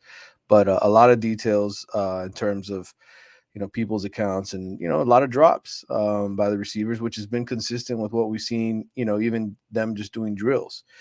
Now, is that going to translate to Saturdays every single week? We'll see. I mean, it depends. Do they know their receivers? Do they know they play wide receiver? I'm just wondering. I'm just saying, drops and wide receiver. That's not, like, do you know how to write? Can you spell, Manny? Because you've got to be a writer. Can you spell? Are you sure? Yeah. Okay. Well, right. Listen, it's part of the deal. I think part of this is, from a Miami perspective, part of this is Josh Gaddis, the new coaching staff. I mean, he is a stickler on footwork. He was screaming at guys about getting their footwork right. And I think part of this is, them just sort of adjusting I get to it. what. So they're trying to catch with their feet. That's why. That's exactly it. I got you. So But he's taking footwork to a whole other level now. Well, what I was going to say is when you're worried about that, right, you're probably thinking less about catching the ball because you're just so worried about your footwork and showing him that you're doing the steps right, the route running right. And I can tell you from watching them a week into camp yesterday morning, I mean, he was on top of guys for just not going in and out of their breaks the right way. And he's been that way since the spring from when I first saw him on the team. So I think, once the season comes around, it's going to be about hanging on to the football. But right now, I think so many of those guys are in their heads about just running the routes the right way, cutting in and out of the breaks the right way, that they're forgetting the last part and the most important part, which is holding on to the football. So, look, Xavier Restrepo, he's got great chemistry, obviously, with Tyler Van Dyke. They're roommates, they're best buds. So he's gonna be a guy that catches a lot of balls in the slot. And maybe they, the Canes this year, they look a lot more like the New England Patriots with 2 tight end sets and just, instead of flinging the ball deep and making, big plays down the field, it's a lot of dinking and dunking and hopefully running the football. I will tell you this, without a doubt, the defensive line, I think, is being felt. All those pickups, the 5 transfers that they added, plus Jafari Harvey growing now in his 4th year, finally getting it, the light bulb coming on. Leonard Taylor, Jared Harrison Hunt, all these guys that are now, a little older, a little bigger, a little stronger, all those things. I think it's sort of overwhelming how much better they are on that side of the ball. So that's the positive, I think, coming out of the first scrimmage. But certainly the drops. Couldn't they go find some receivers? What's that? I mean, couldn't Mario Cristobal put on like some glasses and a mustache, walk around with Van Dyke, show up at Ratskellers all over the country? Hey, they tried. When a big-time receiver walks into the Ratskeller, you say, hey, you know this guy Van Dyke? You might want to meet him here. And that's it. He intros. He just hits Ratskellers all over the place, bro. Ohio State. Yeah. You know what I'm saying? USC. You could just go hit them all over the place and then bring in them receivers. If you knew you had a bunch of Butterfingers, man, to go get some receivers. Listen, man, they tried. They were certainly trying, I don't want to accuse them of tampering, but certainly there were a lot of backdoor conversations about, hey, John Ruiz making it rain at Ratskellers all over the place. There was a lot of after the spring, there was a lot of, okay, what do we do now? Because we saw what we have and it's not what we want. So, but hey, that's a great recruiting tool too. I think, you can certainly convince a lot of recruits, and they haven't done it yet. They've got a couple of slot receivers. They don't have the outside receiver yet in the recruiting. Does Andre Johnson have any eligibility left? We'll see. I mean, he did leave early for the pros, right? Can we talk Charleston Rambo to come back? that would have been a smart deal, but Charleston, I guess I don't know who he's with in camp. Somebody was telling me he's still in camp with somebody. Yeah, he's in camp somewhere in the NFL, but yeah. So that's a position of concern. And I will say, though, linebacker, that was another big question mark. I think Caleb Johnson, the kid from UCLA, for the type of scheme that Miami's doing, where they're putting big, 2 big defensive tackles out there and helping them out in the run game and the way that they're playing run defense, that kid is shining. He's flying all over the field from what I was told. Fastest linebacker they've got in terms of just pure speed, and he's doing a good job so far in camp. So I think, he'll be the middle linebacker. And then who starts next to him will probably be the mystery. Which guy do they put? Two middle linebackers out there. They have two. They have a Corey Flagg out there with him. Corey's played a lot of football here. He's not the fastest of guys, but he can wrap up. And then is it a Keontre Smith or does the freshman Wesley Basaint get some action? They got a lot of different guys that they can put in there, but I think Caleb Johnson has made the staff feel better about the linebacker position. All right, that's good, but obviously on offense, that has to be a concern, and if the line doesn't come through and become the kind of line that you can consistently run the ball, that's going to be a problem also. There's no question. There's no question. They've if you don't have dependable receivers, then you're going to need dependable tight ends, and you're going to need a hell of a running game. You know what I'm saying? And Tyler's not the kind of running quarterback. You don't really want him part of. Well, but he can make throws while on the move, which is what you do need. You need a guy who can make. He's not a statue back there. So that's the good thing about Tyler is that, in fact, I think the first touchdown pass he threw in the scrimmage, and the offense went right down the field and scored on the first drive, by the way. So the first team offensive line, I think, did its job. It's when the backups and some of the other guys got in where it was evident that there was a drop-off, which is why Mario is hitting the recruiting trail so hard for offensive linemen. He knows there's a drop-off after the first 6 or 7 guys. So, I think, Tyler, his first touchdown pass was to Keyshawn Johnson. It was a short touchdown pass in the scrimmage, but again, it's him making a play, him making the right decisions. I'm not worried about the quarterback. I'm not, I think the offensive line, once Zion Nelson gets back, he's back in practice, by the way. He's not, full contact, but he's out there working, which is better than being in a brace and not working, right? So he's at least coming along, which is a good sign. And once he's back, then you can shift guys back to where they're probably better. Instead of playing Jalen Rivers out of tackle, you have him inside a guard, and now your left side is really solidified. DJ Scaife, you keep him inside at guard, where he's the best, and then you can throw John Campbell over at right tackle or Justice Oluwaseun, and you go with your best guys. They're going to go with their best 5 there. So I think the offensive line will be fine as long as there's no major injuries here. I think as long as the best 5 or 6 guys stay healthy for you most of the year, they should be able to run the football. Somebody's asking, and I'm looking it up now. I'm seeing the power rankings on ESPN. Because somebody says, Manny, do you think they have the Canes too high in the preseason rankings? I'm looking at power rankings. They've got Miami at number 16. Is that what he's talking about? Power rankings on ESPN or rankings? I didn't even realize how high do they have 16, 20. That's probably all of that. All of those numbers of power rankings in preseason is always based on, what you have coming back, right? It's the talent that is sort of proven. And, on paper, this is a top 20 team on paper with Tyler Van Dyke at quarterback. But we know there's a huge gap between the first 5 and the next 15. No, they're nowhere near those people. No. And that's why this, that's why everybody's 22, whatever. That's where the Canes should be, right around there. They could win 9-10 games and finish right there at the end of the season and be in the top 20. There's no reason they can't be. I think, I'm only demanding you win the division, bro. That's all I'm demanding, bro. Win the division. Beat those kind of teams that are in your division. You can lose to Clemson. You can lose to Texas A&M. I can live with that. I don't expect you in your first year in a half-ass offseason that all of a sudden you're going to take over Texas A&M and Clemson. I don't expect that, dude. Right. But you have enough talent, even from Diaz on to now, that you should be able to at least win the Coastal. This is the last year of the Coastal. Win it, dude. That's all I'm asking. That's it. I agree. And I think, again, the pickups in the offseason, the transfer portal, that defensive line, that front is going to be a lot better than it was a year ago. Caleb Johnson's going to be good. I think the secondary is going to be very good, too. You're going to have Avante Williams, James Williams, and Cam Kitchens at safety. Those are 3 good players. I think all 3 of those guys are NFL guys, so you're going to have 3 safeties back there that are all NFL caliber.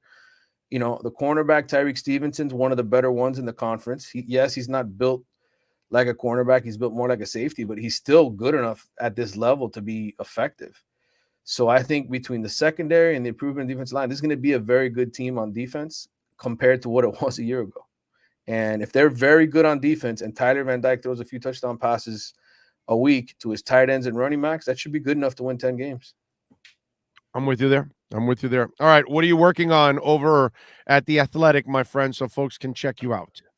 Yeah. Well, obviously we had the practice report yesterday. And we had the all times freaks list that I put out. I caught up with Andrew Swayze, who's now is that a practice report or is that called a spy report? It's a little bit of both, actually.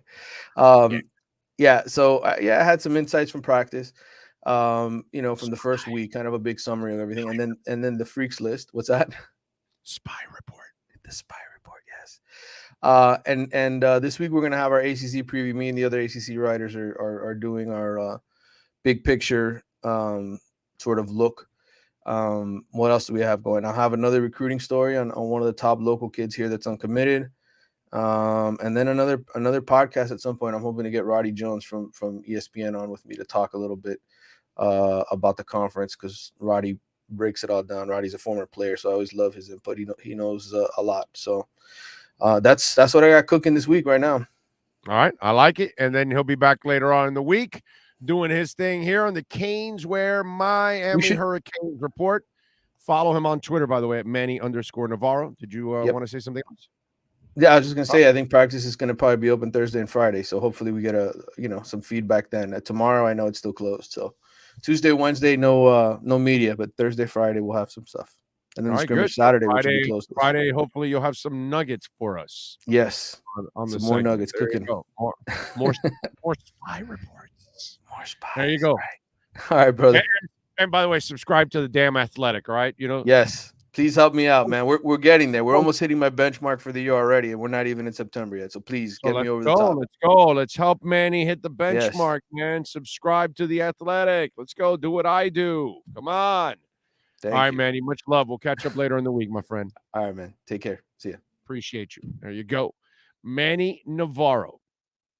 If you're a Miami sports fan, then there's only one store to go to, and that's Caneswear at Miami Fanwear in Davie. They're your one-stop shop for all your Inter Miami CF, Canes, Dolphins, Panthers, and Marlins merchandise. They have hats, t-shirts, game day jerseys, and so much more. Located at 2511 South University Drive in Davie, and open 24/7 online at caneswear.com or intermiamiwear.com. Call them at 954-835-5597. Caneswear, the spot where Inter Miami and all Miami sports fans shop. Right. Lewis is asking, is Omar still on the show? He'll be on today. He'll be on throughout the month. Don't know after that. We shall see. We're still working that out. So business is business. You know what I mean? And that's always understandable. Can't do anything about business sometimes. Let's see. AP top 25, Canes are 16. That's fine. Whatever, dude. What's 16 or 20 or 24, bro? It's all the same crap. There isn't much of a difference. The Canes aren't a great team. They have enough talent to be a good team, but not a great team, and that's where they should be. They've got to now put it all together and start to prove that they can be great. But for now, I'm good with the Canes just winning the division. That's it. I'm not asking for more than that. If they happen to beat Clemson, oh my God, that's awesome. Way to go, Mario. That's fantastic. But I can't ask Mario to go out there and beat those kind of teams when he really doesn't have that kind of talent yet, and he hasn't had enough time to mold his team. He's just taken over. So it's really hard. All right. Thought there was some real shocking breaking news, but no, it's not. It's not anything that was earth-shattering there that I just saw come across the wire. All right, what else do we have to talk about? Remember, if you want to reach in to the Welt and Rayom text line, that's 855-912-1056. That's 855-912-1056. Omar Kelly will join us after 4:30. Okay? It is 4:20 right now. You know what to do. Okay? It's 4:20. Let's go. Do it. What's wrong with you people? There's only one way to celebrate 420. And by the way, at 520, it'll be 420 somewhere else too. So that's the good thing. So keep it going, folks. Make sure you enjoy life at 420 style, as they say. Let's see, where are we at here? Give you the proper send off to enjoy 420. Okay. To put it bluntly, weed. Exactly. All right. Is for my joints. Yep, it's something like that. Drugs. Boy, has marijuana. Yeah. That was marijuana. That's it. Burning the hippie lettuce. It's 420. How you gonna quit? What? Oaxacan sativa with Afghani indica. There you go. California strain with white rhino backcross. There you go. It's 420. Doobie. So it's official. Now you're ready to go since it's 420. Enjoy yourselves. All right, 855-912-1056. If you want to get in on the Welt and Rayom text line, Greg Little out of practice, John Lovett, the comedian / fullback, out of practice, Brendan Scarlett, and Byron Jones all missed practice. Waddle missed practice, but was at practice watching it and caught balls off of the jugs machine too. So at least he did a little something there on the side.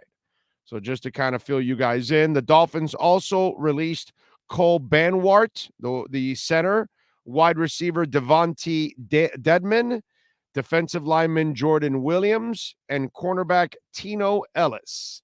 They also placed Adam Shaheen on the IR, who chose to have knee surgery since he did not pass the physical in Houston. Don't know if it's true that he was just like slamming his knee into walls on the way on his flight to Houston. He would just slam his knee into every wall he found, that by the time he got to Houston, hey, your knee's a little swollen and all messed up. How are you planning and practicing? Oh, I don't know. So I'm joking, folks. Relax. That's just a joke. Can you imagine if he was doing that? Anything not to play in Houston? Lordy, lordy, lordy. I think the Dolphins will stay with their current crop of O-linemen because they want to know who is a product of bad coaching. Well, I think they're also going to want to find out who can play and who can't. And that's why. You're cutting the back end of it.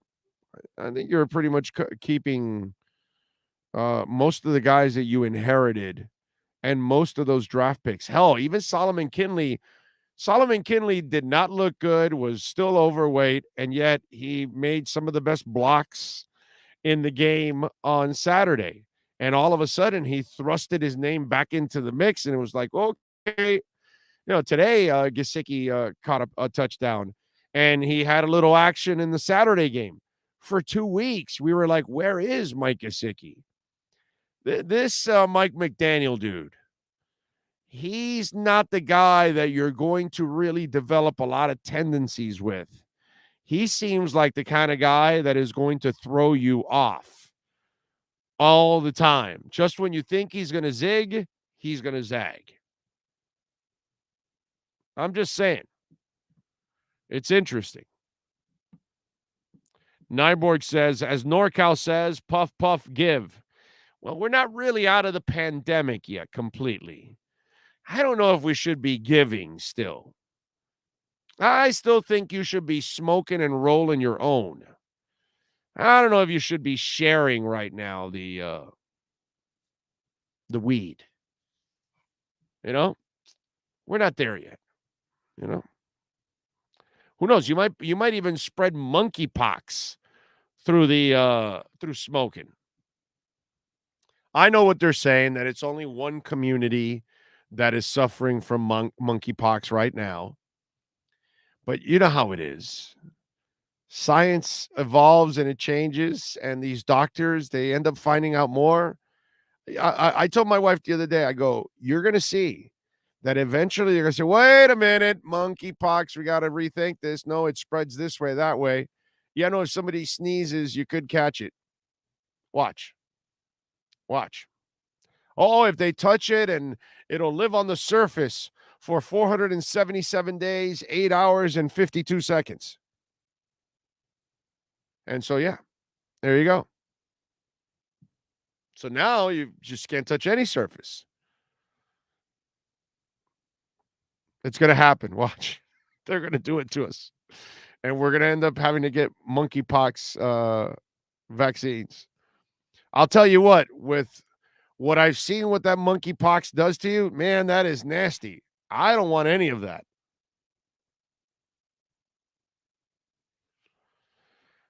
Can't believe we're stuck with Shaheen. Guess Dolphins stick them. They already did. He's on the IR. Big O just got here. What is your boy Tua doing out there, man? Well, Dean, you'll have to listen to the beginning of the show, but it doesn't matter to you anyways. You're not on the Tua bandwagon, so you don't really need to ask about Tua. You don't care about Tua. You're looking forward to Tua failure. That's all you do, Dean. So really, in the end, doesn't really matter. Don't ask about Tua, bro. I already see your agenda. I see through your bullshit. Brett Campbell says, bold prediction, Connor will have a better career than Mike Gesicki. You never know. I think also, Brett, it all depends on the offense you land on. And as a player, you also need to be somewhere that's going to complement you and set you up. You know what I'm saying? And he was in a much better offense a couple of years ago when Chan was here. Now in this offense, because the blocking is such a big part, you wonder how that's going to work with his skill set.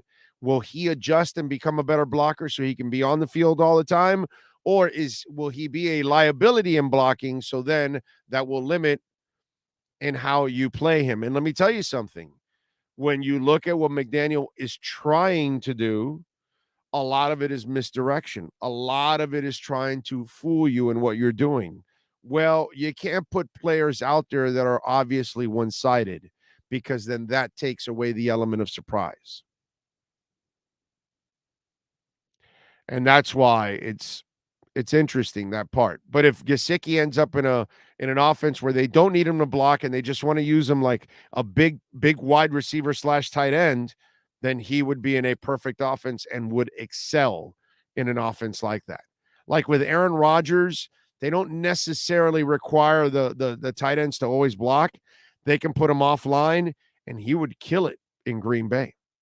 Gesicki would be a monster in Green Bay. So it really depends a lot of times, Sean, on what offense you end up on and how they use you. Rest in peace, Tony Sperano. Nice man. Thought he was a good assistant coach. Never was a believer in him as a head coach. Way too conservative for my thinking. But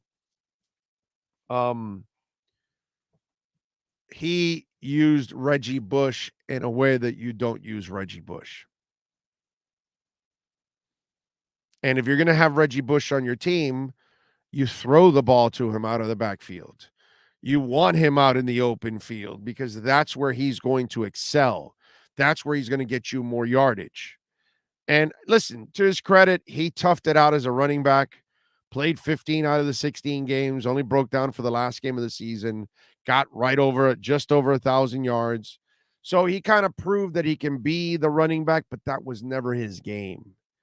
And you would have gotten way more productivity out of Reggie if you would have used him as a pass catcher. More than often than not. Obviously, he's got to run a little bit, but more than anything, pass catch. The fact that Tony chose to use him as a runner, he was in the wrong offense for his skill set. And those are the kind of things I mean.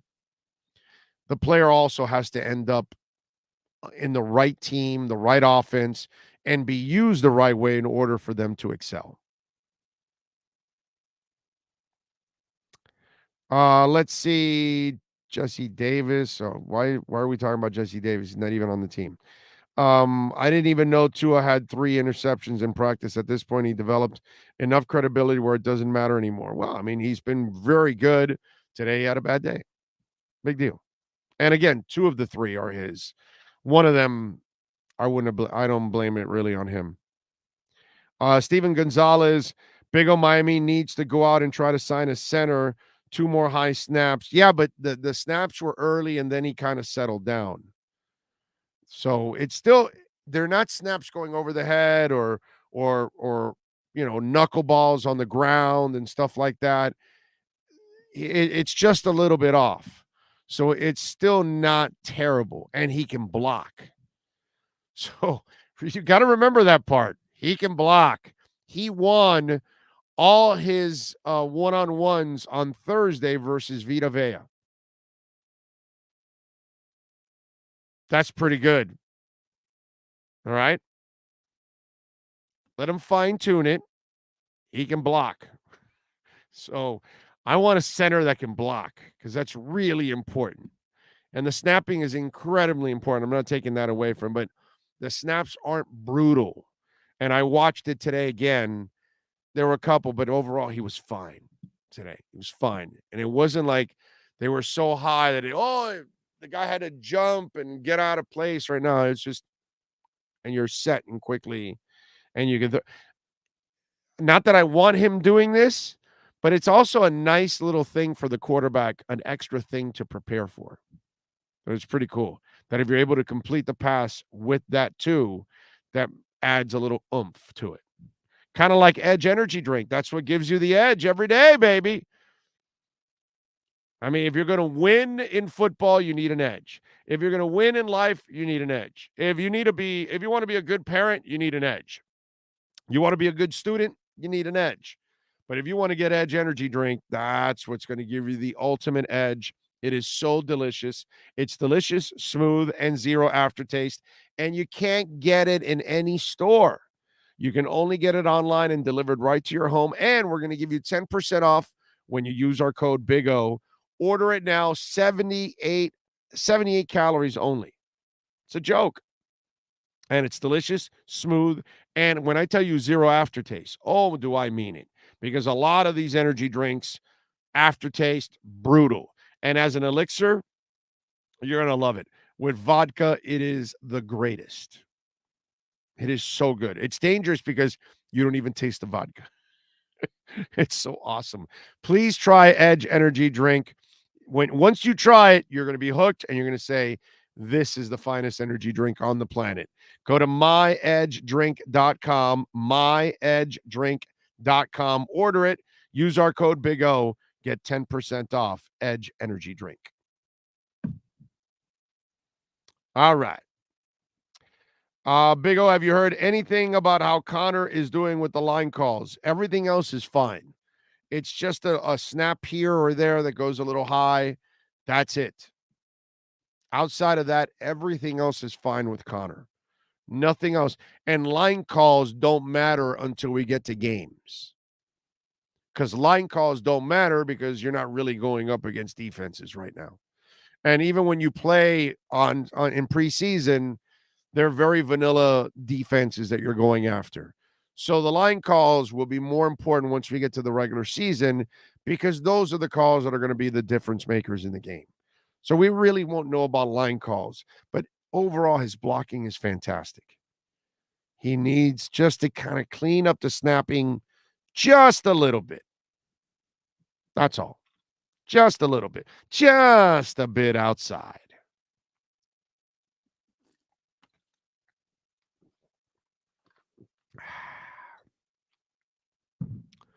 What can I tell you? Florida born, Kentucky grown. I am asking because there's been a lot of them around Dolphins YouTube, but Dean Brown. Oh, okay. Well, whatever, bro. I mean, you guys are entertaining that stuff. Whatever. How did the running backs do today? They looked all right.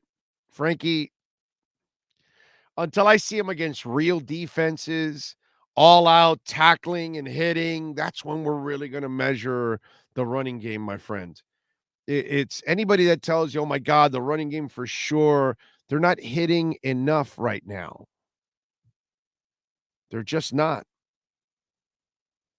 And I'd be lying to you if I told you, oh my God. What I will tell you is the line does look better because there's more structure around that line. They look like they know their assignments. There's not a lot of guys out of place.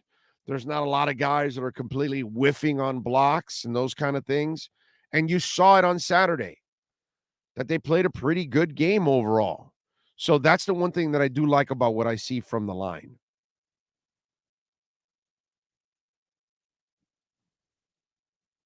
Ship moving again? Not by much. Just under 3%. Just a little bit under. That's how they say it. All right. What else do we have to say here? Take advantage of the dip here. What else do we have? How is Liam looking? He's done a decent job too. Liam's done a decent job. I think Austin has looked a little better, slightly, but I like what I've seen from Liam also. I do. Got to admit that he has definitely looked a lot better. Like I said, the line looks like they kind of already know what they're doing. And Austin looks like he's playing, like he says, he talks about playing with confidence. That's the thing you do see from Austin Jackson. You can tell that he looks like a more confident player right now, for sure. What else do we have? Gesicki was exploding off the line a few times when put in motion. He seems to block better off of it also. You think his contribution there is enough to keep him? Again, Mr. Bonafide 861, until we get to the regular season, until we see him making key blocks in games and being a part of the offense, then we will know that he fits what they do. If we see that he's not playing as much, and he's failing in the blocking and all of that, we won't find out until, for a lack of a better term, until the bullets start flying. Until it's real that you've got a guy on the other side that wants to take your head off because he's getting paid. Yeah, that's when we're going to find out about everybody else. Gesicki, the line, the running game, all of those things. We are not going to find out about it the way they practice nowadays. If there's something that I've learned watching practice here the last couple of weeks, this is kids play compared to the stuff I used to cover 20 years ago in practice and 25 years ago. This is kiddie play. They used to hit back in the day. They had two-a-days hitting. Not Tua as in Tua, as in 2-a-days, where morning and afternoon they hit. And you were able to find out if you had a team that can block and can run and all of that. Now it's really hard, okay? And these young reporters that are covering this and they don't know what we covered in the past, like what I know. And if they tell you that they can tell if the running game is going to work or not, they're full of shit. They're full of shit. You cannot tell the way football is played now and practiced now. No. There just isn't enough hitting to make that determination. There isn't enough tackling to make that determination. We have to wait till the season starts. Nick S. says, I wish we would have not lost a first-round pick next year. I wish we would have used both first-round picks on O-linemen. Even with better coaching, there's so much you can do with with inferior talent. You can only do so much with inferior talent. Well, Nick, first of all, we don't know if it's inferior until it's actually coached up. So you're assuming that all those players are busts. And that's where I would disagree with you. I think you're going to get some of those players to be pretty good players. That's what the front office drafts everywhere else. So all of a sudden they're going to miss on the O-line. I never understand that. I think it was all coaching, and I think we'll have a difference of opinion compared to last year when we see a few of these guys play. And losing that first round pick, well, you can blame, the stupid ass owner that both owners that are a bunch of goofballs and they're just idiots and they don't know how to actually do things the right way. So blame them. Has nothing to do with anybody on the football side of things. That's the worst part about it. You lost your first and your third with people that have nothing to do with your football department. How pathetic is that? Like, that's insulting. Like, if you're Stephen Ross and Bruce Beal, how the hell do you ever walk into that building ever again? Oh, yeah, I'm sorry, you don't. Oh, I'm sorry, that's right. You're not welcomed.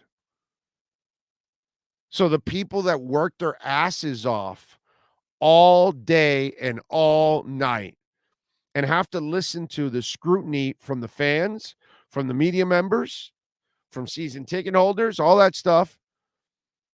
And now two idiots that think that they're general managers, they're general manglers, they go and do something stupid and get their team in trouble, and they lose a first and a third. Think about that.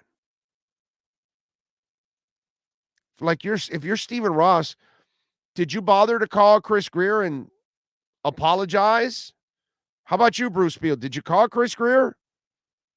I would hope that Bruce Beal and Stephen Ross had the balls to be man enough to call Chris Greer and apologize.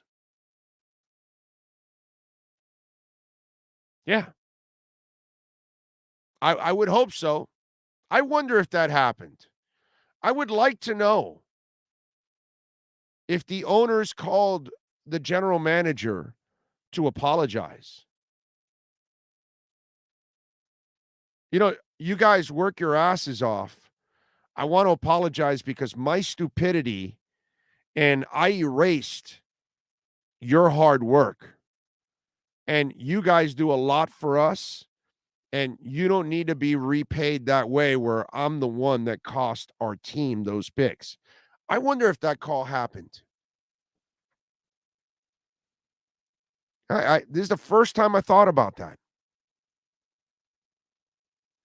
And if Stephen Ross and Bruce Beal, if you two idiots didn't bother to call Chris Greer to at least apologize, I mean, that's a dirtbag move. That's a lack of awareness. That's disrespectful. You undermine the people that you hired to do a job that they know way better than you. And then you go and screw them over and make it harder for them to continue to build and win by taking ammunition away from them. Very important ammunition. Extremely important ammunition. I wonder. I really wonder, did Stephen Ross and Bruce Beal bother to call Chris Greer to apologize? Because they don't need to apologize to pretty much anybody else except the fan base. Obviously, you don't need to apologize to the media, but you need to apologize. That's the other thing. Bruce Beal and, well, of course. Dude, I forgot. I forgot. Stephen Ross didn't even have the balls to admit that he did it. That he still disagreed with their findings on the tampering. How disgusting of an example is that dude? Hey, kids, by the way, Don't ever be Stephen Ross. Grow up and have guts and assume responsibility for your mistakes, because they're coming, because I'm going to make them, you're going to make them, and kids, you're going to make them too. When you make them, I want you. Earlier in this show, Cam and I were talking about how you don't act with adversity, i.e. Baker Mayfield, i.e. Preston Williams. How you act when adversity hits, criticism, Tua, Noah Igbenogany, super classy, everybody pointing fingers, people calling them that they suck and that they're bust, this, that, whatever. Those guys handle it with class. Stephen Ross, a grown-ass old man, gets clearly busted and still had the balls to come out and say that the NFL vindicated them and that they disagree with the findings. That's how pathetic this old fart is, that he doesn't even have the balls to be a man. So there's no way he called Chris Greer, because he can't even admit that he screwed up. He can't even apologize to people that he screwed up. Instead, he hides behind the veil of ignorance, and he sets a pathetic example on how human beings should be accountable. But then again, that's kind of our society nowadays. It's all over our society. People refuse to be accountably held for their mistakes. And that's Stephen Ross right there. How pathetic. You got clearly busted. We all know it. Everybody knows you tanked. Everybody knows that you told Flo that. But we all know the NFL covered your ass like I predicted they would, by the way, months ago. I told you the NFL would cover his ass because of all the gambling going on. There's no way they would nail him for that. But that's why Miami lost a first and a third. That's why they were so harsh. And that's why that's why the commissioner also told Bruce Beal and Stephen Ross, phrase it however you want, but you're both out of here. Oh, we're going to step aside. We're not giving it to Bruce Beal. We're going to give it to my daughter. When in doubt, just like Dan Snyder, dish it out to the family member. Pretty pathetic. So I hope that they apologize to Chris Greer, because he deserves the apology. He deserves an apology. He deserves an extension, and he deserves his salary to be doubled. Oh, by the way, Marvin Allen and Reggie McKenzie, extend their contracts also and double their salaries. That's what they deserve.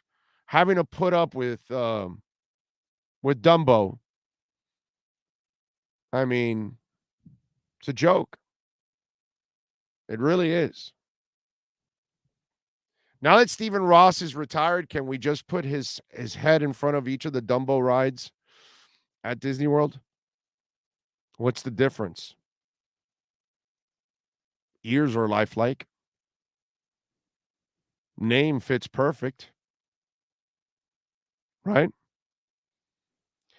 855-912-1056. That's 855-912-1056. So there you go. That guy just made that one comment and it led me to all of that I just thought of. Has he apologized? No apologies at Craig Zinn's Acura Pembroke Pines. There's no apologies for being the #1 volume sales dealership in the Southeast United States now 13 years in a row, folks. They've been a proud sponsor of our program for 13 years in a row. That's why I want you to get on down there. They're celebrating their 14th anniversary at 15601 Pines Boulevard, just off of I-75 in Pines.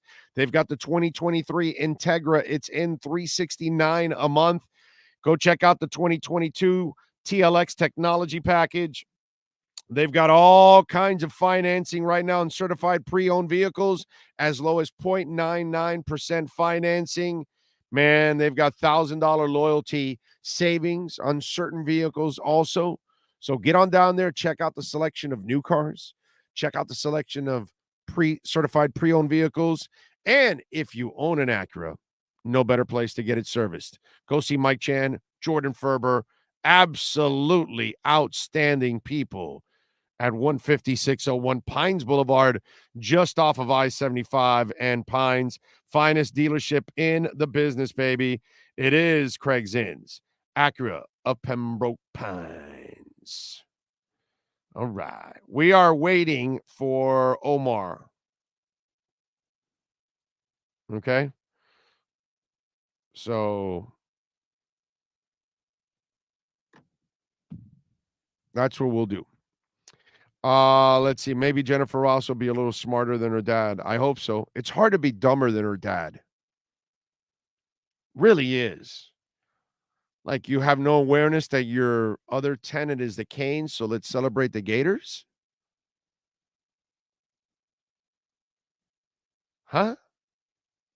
I get it that there's Gators and Florida State fans in town, but that stadium is the Cane Stadium. Besides the Dolphins. For what, dude? What are you gaining by doing that? Nothing. You saw Cane stuff there, not Gators tickets, not Seminole tickets. Stupid. It's disrespectful. It's just all kinds of stupid things.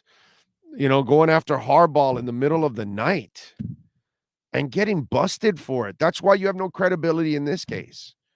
It's just, I hope his daughter is smarter. Hey, on average,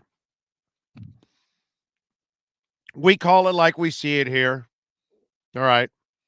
The women are going to have more common sense than the men on average. All right. You can be sexist all you want. I'm not. I'm just going to call it like I see it. More often than not, they're going to make more sensible decisions than we are. It's just the way it is. You know, men are very emotional. Sometimes we take it a little personal. Again, she's got to be way smarter than him on the common sense. That's all. She doesn't even have to be a football person because Stephen Ross clearly isn't. It's just the load of mistakes that he made. It's too much. It's too much. And to cap it off with what he did, too much. Way too much. All right, let's get ready, baby.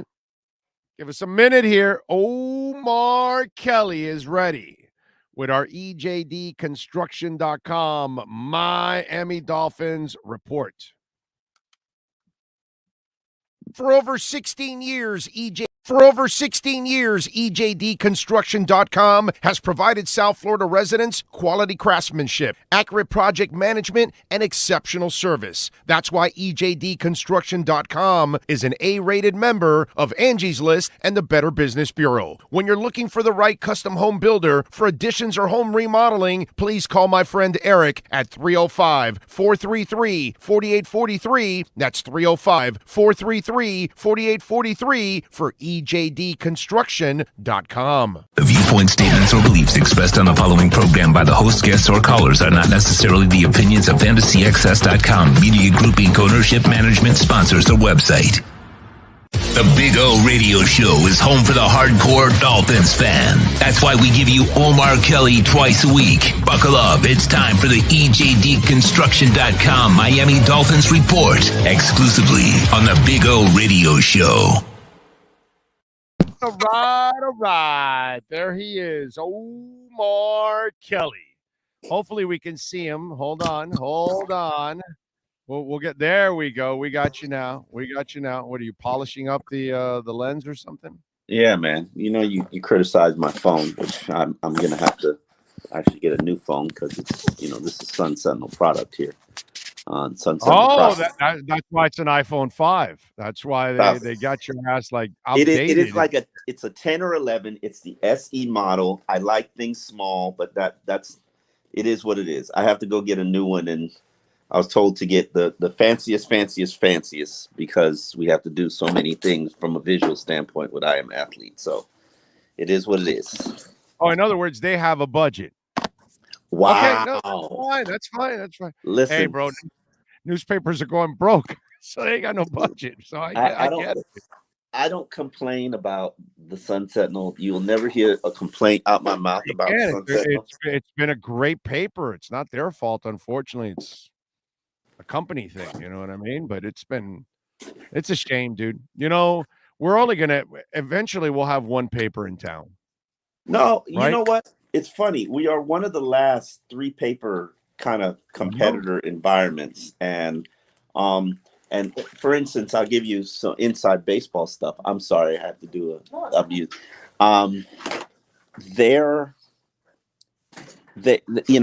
And we had to have budget cuts. And one of the questions that I had in terms of firing fourth quarter just to prepare for the recession, and one of the questions I had when it took place, I said, do they factor in that we are one of the few papers and few entities that are in a competing market that actually has to compete for advertising, that actually has to compete for beats? And, if people aren't subscribing to all 3, they're usually picking one.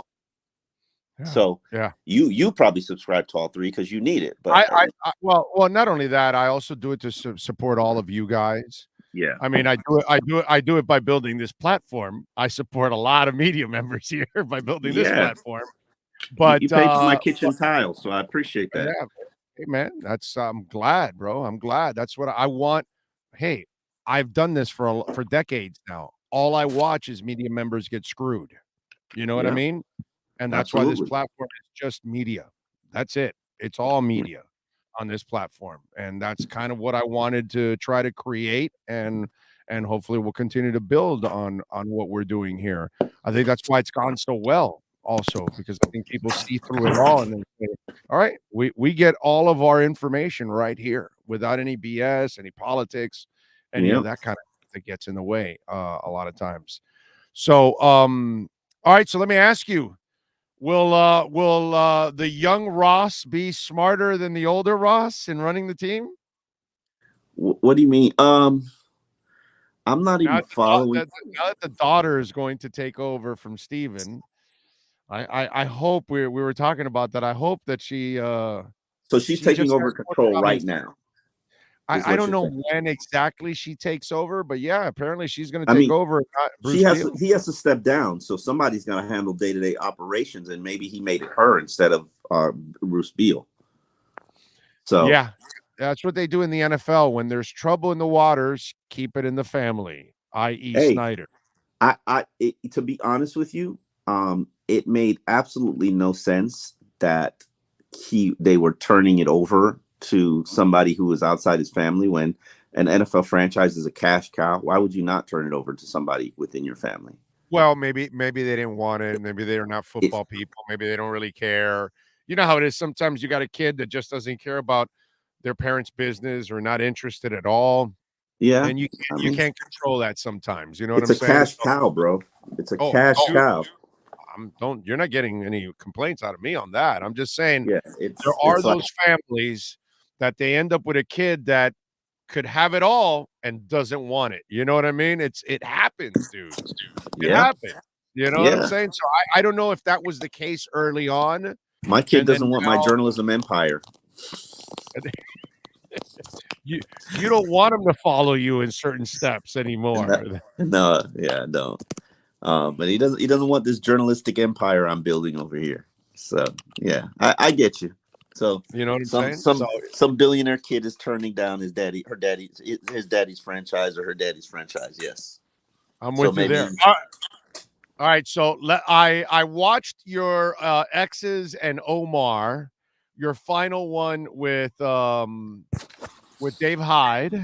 Correct. And yes. You had some very interesting comments about Tua. Okay. And so if you can, Sean, can you pull up the X's and Omar excerpt. They're not that we, interesting. You just think they're juicy. Go ahead. Tell me what juicy, interesting, insulting, twisted, weird.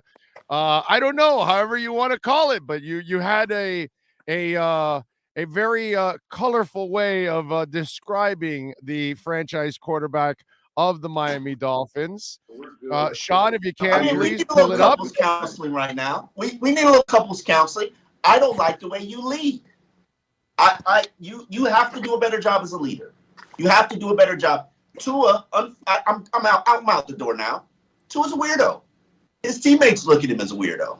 And it's okay to be a weirdo, but you can't just be a weirdo and not connect with your team. You have to be a weirdo, but still find a way to connect with your team. And you have to find a little bit of Ryan Fitzpatrick in you. And he's working on that. I know he's working on that. I know he's aware of that. And props to him.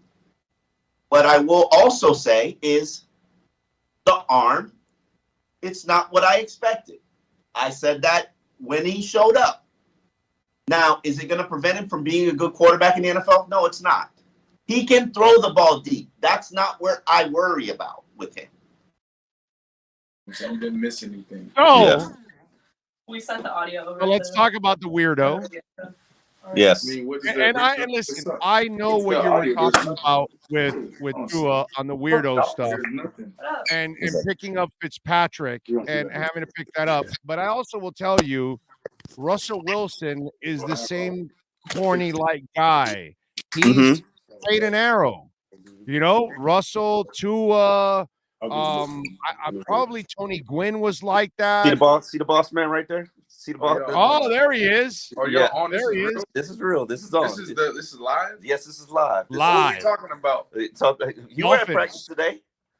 Yes. So what's the question? Give me a question. I was at practice today. What's the question? Well, he's not a fan of Brandon Jones. He had 2 interceptions today. Straighten him out. That was like his first time. Straighten him out. Brandon, straighten him out. Tell him that Brandon don't even know. Exactly. Brandon don't even know who Brandon Jones is. Is that 19? 29. Oh, you mean a corner? No, safety. Oh, is he good? No, not really. Hey, Brandon Jones, if you hear this, like I respect you because you made it to the NFL. Haven't been able to watch. I can't judge you. Yeah. But thank you. That's a good answer. Javon Holland, he's a stud. Okay. Brandon, you're gonna like your namesake on the field. The Jones kid has got a knack for the ball. He will knock your pecker in your socks. Okay. He is fearless. I like this kid. I like the kid, man. I like the kid. Yeah. All right, cool. I'm be back. Go ahead. I was going to get him involved in the whole Tua mess. No, I'd rather just bury you in that mess. I don't want to stick your boss in the mess right now. I still haven't even gotten permission to do you. So let's. I don't even want to explain what's going on. Well, go ahead. Let's go. Yes, but you gotta you gotta finish off here and got to free yourself to. Yeah, it's only Dolphins, so it doesn't clash. That's the pitch. That's the pitch I'm going to make. And I can promote the I Am Athlete platform to your large audience. So it's just a conversation, but it's one of the 16,000 conversations I need to have with him. Yeah, just tell him, hey, 26 million downloads this year. It's a pretty, the platform's growing. It's a good way to promote I Am Athlete. So there you go. Here's my. I hear what you're saying. And Russell Wilson is indeed a different kind of dude. Corny like that, yeah. He's a different. I don't say corny. I think he's a different kind of dude. And Tua's a different kind of dude.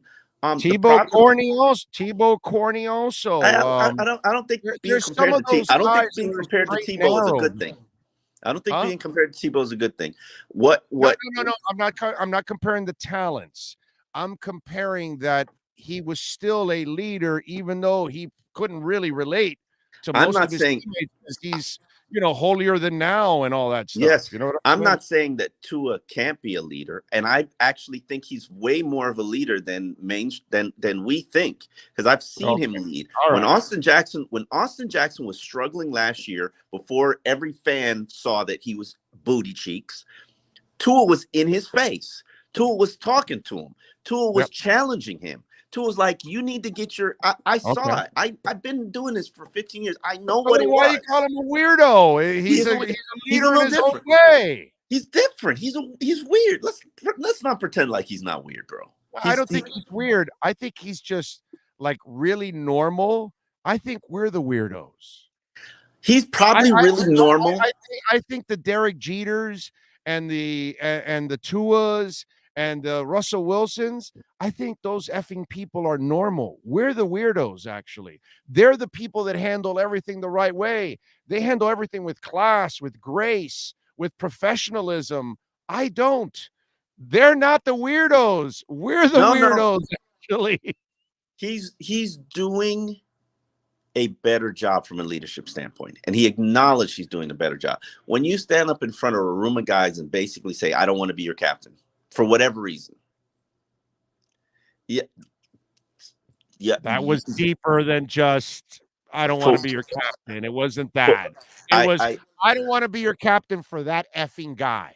That's what that was. I understand how it's painted. Okay. I understand his motivation. I wouldn't want to sit in an extra meeting with Brian Flores either.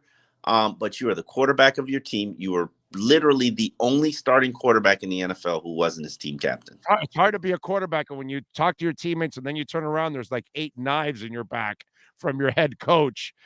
You're walking around. It's like, yo, man, doesn't that hurt, bro? All those knives on your back. I mean, it's tough. It's just tough to live that life, bro. He has to become a better leader. He has to become more relatable, and he's working on that. He took his teammates out to dinner in Tampa, and paid for the whole thing. He even called the Uber, paid for that, and it's not all about finances, but it's about hey, guys, we're going to dinner, and when the bill comes, you are the fat check guy. Like, right. not everybody. But he's not going to the Jay-Z concert with you. And he's not going to the club with you, and he's not going to the strip club with you. Correct. No. Nobody asked you for not that. Going to the bachelor party with the rest of the fellas. That's and that's part of.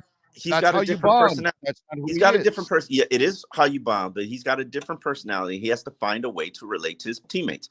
They have ping pong tables. They have a basketball shooting hoop, and he's got to hang around. The thing is, he wasn't even interacting with guys in the building, from what I'm told. And, that's a little standoffish. And Tua said, not specifically about that, but he's like, I'm a guarded guy. It takes a lot for me to open up. And for 2 years, especially when your head coach doesn't like you, and his coaching staff probably doesn't like you, and they're trying to replace you, and they're starting another quarterback because they really don't want to start you. Does it make you feel some type of way and act differently and act weird? Probably, yeah, it does. But let's not pretend like he's like the Ryan Fitzpatrick and he's the leader guy and he's the everybody. It's not who he is. That's not. But that's who he needs to be. That's who he needs to be. No, I think if you can lead. Listen, if you can lead by example and be a leader in other ways, in mature ways, like you're talking about with Raekwon, was it Raekwon or no, with Austin Jackson, those are the kind of moments he needs to have. He doesn't need to bond with you and get a what's it called, a lap dance with you in the champagne room, and then you're both high-fiving each other. And Ryan Fitzpatrick wasn't getting lap dances. Ryan Fitzpatrick wasn't getting lap dances, and right. And that's what I'm saying. Everybody leads differently.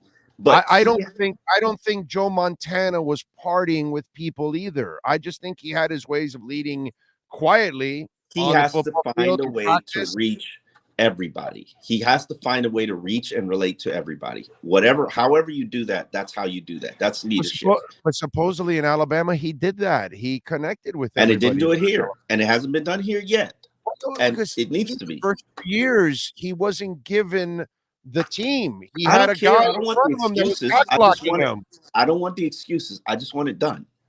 No, but dude, you had a guy cock blocking you last year. I don't now, want the doesn't mean that you can't hang with your team in the locker room. Listen to me. Doesn't mean you can't hang with your team in the locker room. listen to me. Mike McDaniel, since he's taken over, hasn't Mm-hmm. Tua opened up? Isn't Tua going out with his teammates? Isn't Tua paying for dinner? He's doing Told the him that he things had to you do just it. talked about Because the head because coach of told him he Mike had to do it. McDaniel. Because the Because head of coach Mike. told him he had to do it and needed to do it. Exactly, because your head coach is supposed to encourage your quarterback to become the leader, not discourage and go get jabroni brisket. That's the problem, my brother. You dismiss the fact that you had a coach that did not allow him to become the leader of the team. So he knew he wasn't welcome. So why would he want the job? Now Mike McDaniel takes over and he says, "You're my guy. This is your team. Take over." And now we're seeing Tua joke around. Now we're seeing Tua talk brash in press conferences, which he never had done before. So all the things you're talking about, So a little swagger. they're in the developmental stages, thanks to Mike McDaniel, who actually nurtured the relationship, unlike Flo, who absolutely killed the relationship. Listen, no matter who your leader is, and no matter what you try to do I covered the Dolphins during the Chad Pennington as a backup era, and Brandon Marshall. Quiet leader, right? Quiet leader. Brandon Marshall would go to the backup quarterback to find out about the offense and find out about what needed to be done, as opposed to his starter, Chad Henne, because Chad wasn't a leader. And I've been here. Ryan Fitzpatrick might be, Reggie Bush is probably number one, and Ryan Fitzpatrick is number two in terms of leaders that I have been around covering the Miami Dolphins. So that's the type of leadership I'm looking for. Ryan Fitzpatrick, Jesus Lord, he was Mr. Popular. He was everybody's guy. He made you feel like you were his best friend every single day. And that's what a leader does. That's what a leader does. That's how a leader makes you feel. And Tua has to get there. If Tua conducted himself 80% of how Ryan Fitzpatrick conducted himself behind the scenes, I can tell you right now, Tua's going to be a superstar. And he saw it, so he knows what it looks like. Just emulate that. Fake it till you make it is my point. And I'm not saying you got to be in a strip club or you got to go pop bottles at Live or you got to. No, I don't think your teammates need that, but they need to know that you're relatable. They need to know that you're not guarding yourself and hiding who you are and what you're about and, closed off. Like, if you support Trump, say you support Trump. Explain why you support Trump. They'll accept you. If you're having a baby, share those experiences with your teammates so that they can actually know that, hey, Tua's going through stuff that I'm going through, or hey man, I've been here. This is what I did. I got my wife that body pillow, and she slept better at night. Stop being so closed off. And I get it. You're guarded. You're private. By the way, did Tua take his passports? All right, no, let's just move on. Anyway, all right, so Brandon Jones. Way over my head. Don't even. The FBI raid. Trump said that they took his passports. Forget it's all right. It's all right. You love Coach. If it's just like you got blinders, do you know anything else that goes on in the world? I do know. I do know about the FBI raids. I did not know. I saw it on Twitter. I did not know they took his passports. But damn. Listen, you act like I can follow what's going on with Trump on social media because I like he's got his own. I just follow everything, but I'm just saying it's just one of those. But then again, my job's a little different where I need to follow everything so I can weave relatable things in and out of conversations and all that. I can't believe they took his passport. That's dope. That's crazy. You need this, B? He might choose to run, so they had to like stop it. They're not running. But Brandon Jones, I didn't watch more than 15 minutes of practice today because was doing. Did you get to see the Igbenogany interception for a touchdown? No, I did not. I saw the Brandon Jones touchdown. I meant Brandon Jones interception. All right, so that's good. You saw one of two there of the starting safety there. Now there was a third interception. I don't know who got that. But Noah's interception, it was really cool because you can tell, I talked about this, how you watch Baker and Preston Williams, and they don't know how to handle adversity, right? Baker Mayfield, Preston Williams, not good at handling adversity, right? You look at Tua, beautiful at handling adversity and controversy and all that. And Noah's been the same, actually. Tua certainly doesn't hear anything. He turns it all off when he gets home. But this kid, Noah, must have heard everything and read everything you wrote about him and everybody else and all of us talking about him being a bust and he can't figure it out, this and that. And when he got that interception, when he got to the end zone, he threw that ball violently into the net. And it was one of those things like, when you work hard at something and you're struggling to get it, Yeah. but you have that little bit of success that you're like, you're like, it wasn't like anything bad. It was one of those moments where he let out that energy of it being bottled up. Right. Exactly. Mm-hmm. And then the interesting part, Gesicki comes over, but the other guy that came over to see him and dab him up 50 yards downfield was Raekwon Davis. So, a guy that is in his draft class and probably has seen everything he's gone through from day one. And I thought it was cool. Again, it doesn't mean anything in the big picture, but it's nice to see him have success because, Omar, he hasn't made a lot of progress in camp. He's got to start making progress now. This week and next week, he has to really start showing something so they can see if they can depend on him, right? So these next couple weeks here are really important for Noah to find out where he's going to end up in the pecking order, if he'll be at least in the mix of anything. Yeah, definitely. It's a little troubling and disturbing that that's what he's had to go through, especially because the talent is there. I've always said that to you. The talent is there. He's a former man, he's a crush player for me. And if I don't put my name on you, if I don't believe in you. But it just hasn't translated to the field. He's acknowledged previously that mentally he was struggling a little bit, and he's learning to try to put things in his past. But to anybody who would tell me, because if I had to say who started camp and has had the roughest time all training camp, it would be Noah Benogany. Yes. It's not even a lineman this year. How about that? Larnell Coleman is kind of on my list too, but but that's Larnell Coleman. He actually has had this was his best week of his life, dude. The couple of blocks he had in Tampa, and then I know he gave up the sack early, but then he played better as the game went on. And that touchdown by Skyler, he had the key block that led the rusher outside over Skyler, man. So that was good. Give Larnell a little love. Is he an NFL? Is he a swing tackle in the NFL? No, not yet. But I give him dude. What he did the last week is like he moved mountains compared to what he had done. He's never shown us anything. He's shown us something in the last couple of days. Give him a little. I will acknowledge that he's shown us something, and hopefully continue to progress. And that's what it is. You always preach about. Don't give up on these young players. Blah blah blah. I'm giving up on Solomon Kinley. You should too. He's what, 350? Like, I know, but dude, he had some pancake blocks on Saturday. He was a pulling fool on Saturday. He wasn't pulling. He didn't turn no corner, but he did lay out a linebacker. If I'm 350 pounds and you're 220, shouldn't I be laid out?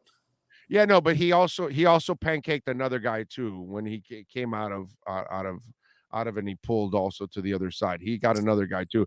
I saw the linebacker you're talking about, and of course he buried him, and he's supposed to. He's over 330 pounds heavier than that guy. Yeah, but he showed he can move a little bit. So I gotta give. Listen, that's subjective because I would say no. He turned out one corner. You're so cruel. You don't even give these guys a little love when they actually do something. It's like, come on. Give him a little love. Solomon Kinley did more than what we expected. Larnell Coleman has done more than he's done in his entire career. That's like saying to your kid that your daughter in 5th grade, she came home. She's like, "Daddy, I did my homework. Where's my reward?" Right. And Yeah. what does Big O say? You're supposed to do your homework, right? Right. Exactly. Yes. Like, You're supposed to. I don't Yes. give them credit for stuff that they're supposed to do. I got you. I got you. I got you. I got you. All right. So, what are you working on? I Am Athlete, my brother. Streamlining I business can't stuff. ask you the Sentinel anymore. Yeah, So no, I trying gotta only ask that. I Am trying to Athlete. lead, trying to get permission to do Big O show. Like literally, boss man's coming here like 2 times. I told you they ain't in the contract, Big O. I got let me massage it. Let me work it. Like, listen, just trying to streamline and get things. We're launching. We're gonna launch a Pat McAfee type show in September. Nice. And daily, and it's just talking about that process and the studio, and do we need to move, and do we have everything in place, and the people, and if we move where. I'm in a management position now, Big O, so it's like mostly decisions and working people, and all kinds of stuff. And we got in a whole lot of trouble at Dolphins today, and trying to massage that. I've learned in management, my job is to put out fires. Like, it's like daily fire, and I got to put it. I'm like Mike McDaniel. I do that all the time, buddy. Yeah, I'm like Mike McDaniel. Every coach I've ever covered always says the same thing. You come in and you think that the job is this, and then when you get the job, you really realize the job is that. And the job is mostly, while you have an agenda of things you want to achieve and you want to do today, you'll spend 60% of your day putting out fires. And then the 40% that's left of your day is when you try to achieve and accomplish everything that you set forth that you wanted to accomplish. Yep. It's like literally when there's 10 minutes left, that's when you get to sleep and rest. Yeah. I wake up literally every day, and I say to myself, who's on fire? What's on fire now? Amen. So, and this is day 2. This is day 2. Yeah. Amen. That's the battle I'm in every single day in building this whole platform up. Yeah, so man. I definitely feel you, my brother. I definitely feel you. All right. So keep us informed. We will catch up later on in the week, my friend. I appreciate you. You traveling? You going somewhere next? I just was told my schedule. Yeah, I'm going places in September, but I have no idea when, how, or how we're gonna make it happen. But we're gonna make it happen. All right, we'll catch up later in the week, and we'll get ready for the game on Saturday, my brother. Appreciate you. All right, talk to you later. All right, you got it. There you go, Omar Kelly, and our EJDconstruction.com Miami Dolphins report. You've been listening to the EJDconstruction.com Miami Dolphins report with Omar Kelly. For additions, home remodeling, or custom work, call Eric at 305-433-4843. EJDconstruction.com is the custom home builder and general contractor you can trust. 305-433-4843. Right. What else do we have going on in the world of sports? Did you see that Aaron Rodgers has a Nicolas Cage statue in his locker room? You know how he showed up at training camp, and he had like the t-shirt on, and the hair was kind of wet back and all that, and he kind of looked like Nicolas Cage in Con Air, and they made that Con Air comparison and all that. So he's got a Nicolas Cage statue, like a bust of Nicolas Cage, in his locker room, and the media was all gathered around it and asking him about it and all that good stuff. I saw that while we were talking. Too funny. By the way, LiquorSplit.com is a proud sponsor of our program, and we love Liquor Split, and you can download the app here in Miami, Little Havana, Coral Gables, Cocoa Plum, you name it, man. Overtown, you can download the app. Liberty City, you can download the app, man. I'm telling you right now, downtown Miami, do it. Wynwood, do it. Download it. Tap that app. And our friends in Tampa. We are now in Tampa. So download that app and tap it. So if you need your favorite liquor delivered to you, whiskey, wine, you name it, vodka, gin, rum, whatever it is, beer, snacks, smokes, they got all kinds of stuff for you. Go to liquorsplit.com or go on the iOS or Android apps, download it, and remember, use our code BIG-O15. You will get 15% off of your first order. All right, so Big O15, even our friends in Tampa, Big O15 on your first order. Tap that app. Liquor Split. Perfect Use says Nicolas Cage had the Cameron Poe statue. Oh, he has all kinds of weird stuff.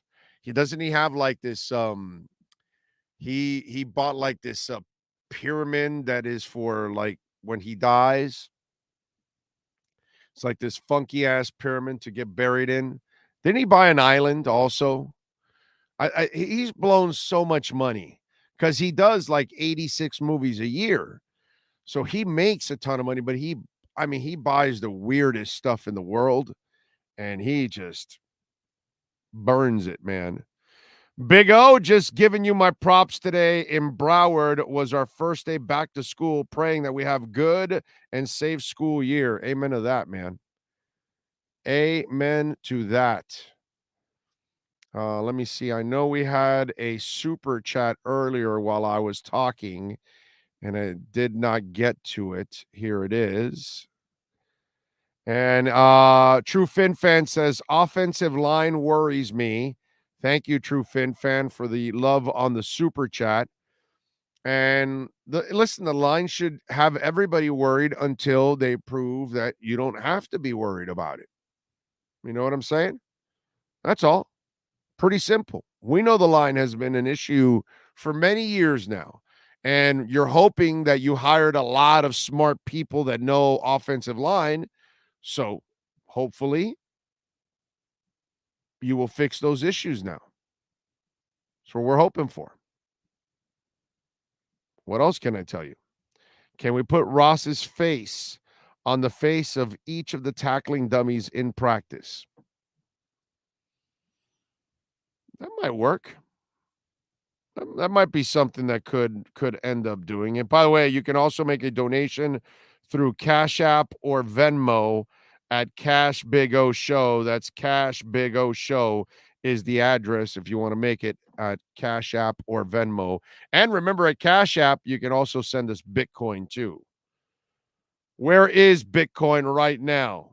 Where are we in Bitcoin? Injective protocol is up big time. Bitcoin is barely down 0.76, so 3/4 of a point down, 0.75%, that is.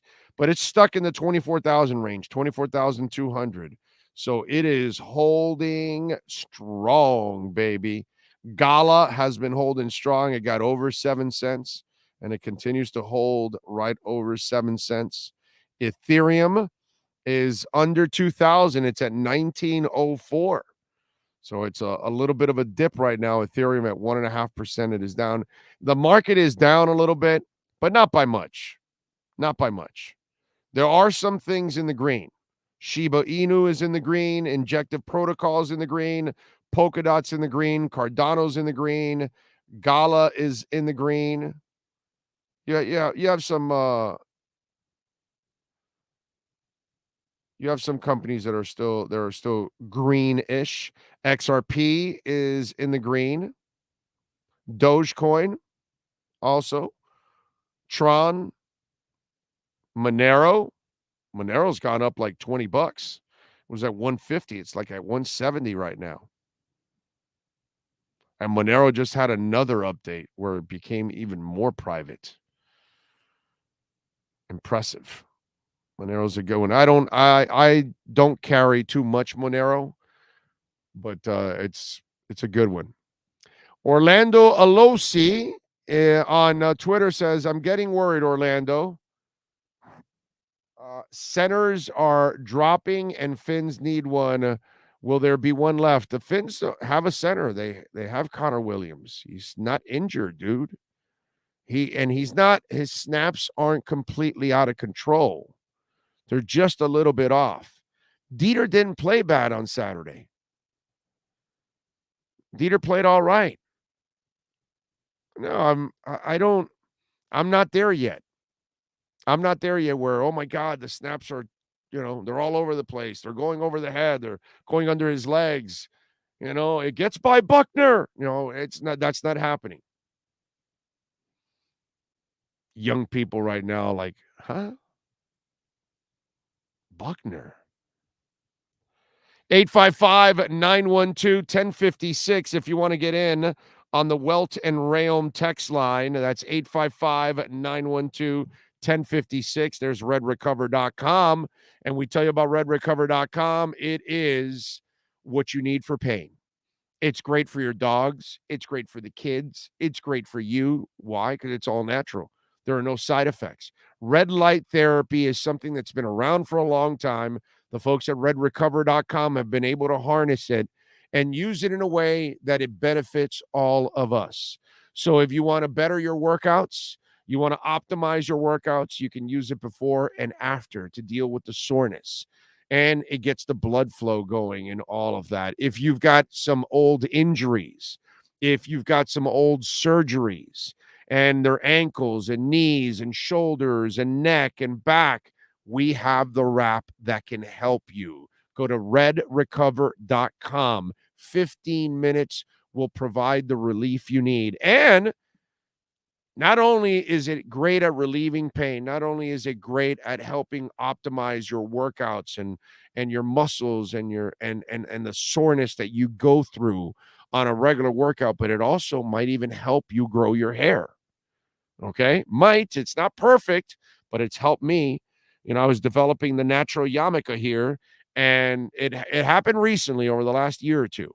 So I started using the hat, and all of a sudden I am growing on my hair back, which is beautiful. Now, here, the main entrance is here.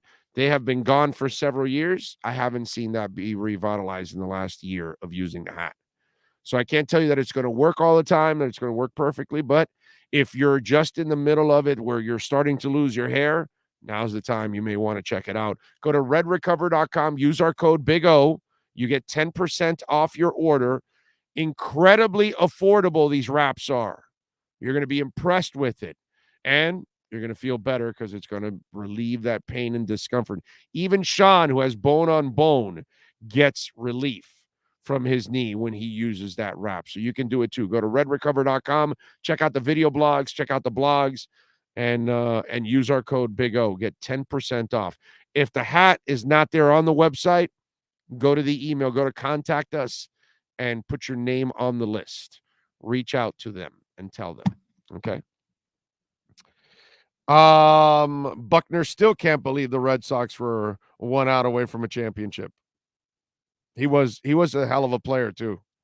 It's just a terrible moment for him. Rosendo says, actually, I don't mind the late start. Now, what can I tell you? It's when we go to camp and we don't have a lot of these left. I think it'll end next week, I would imagine. Right, Sean? With the practices against Philly. That'll probably be the last time, right? Yeah.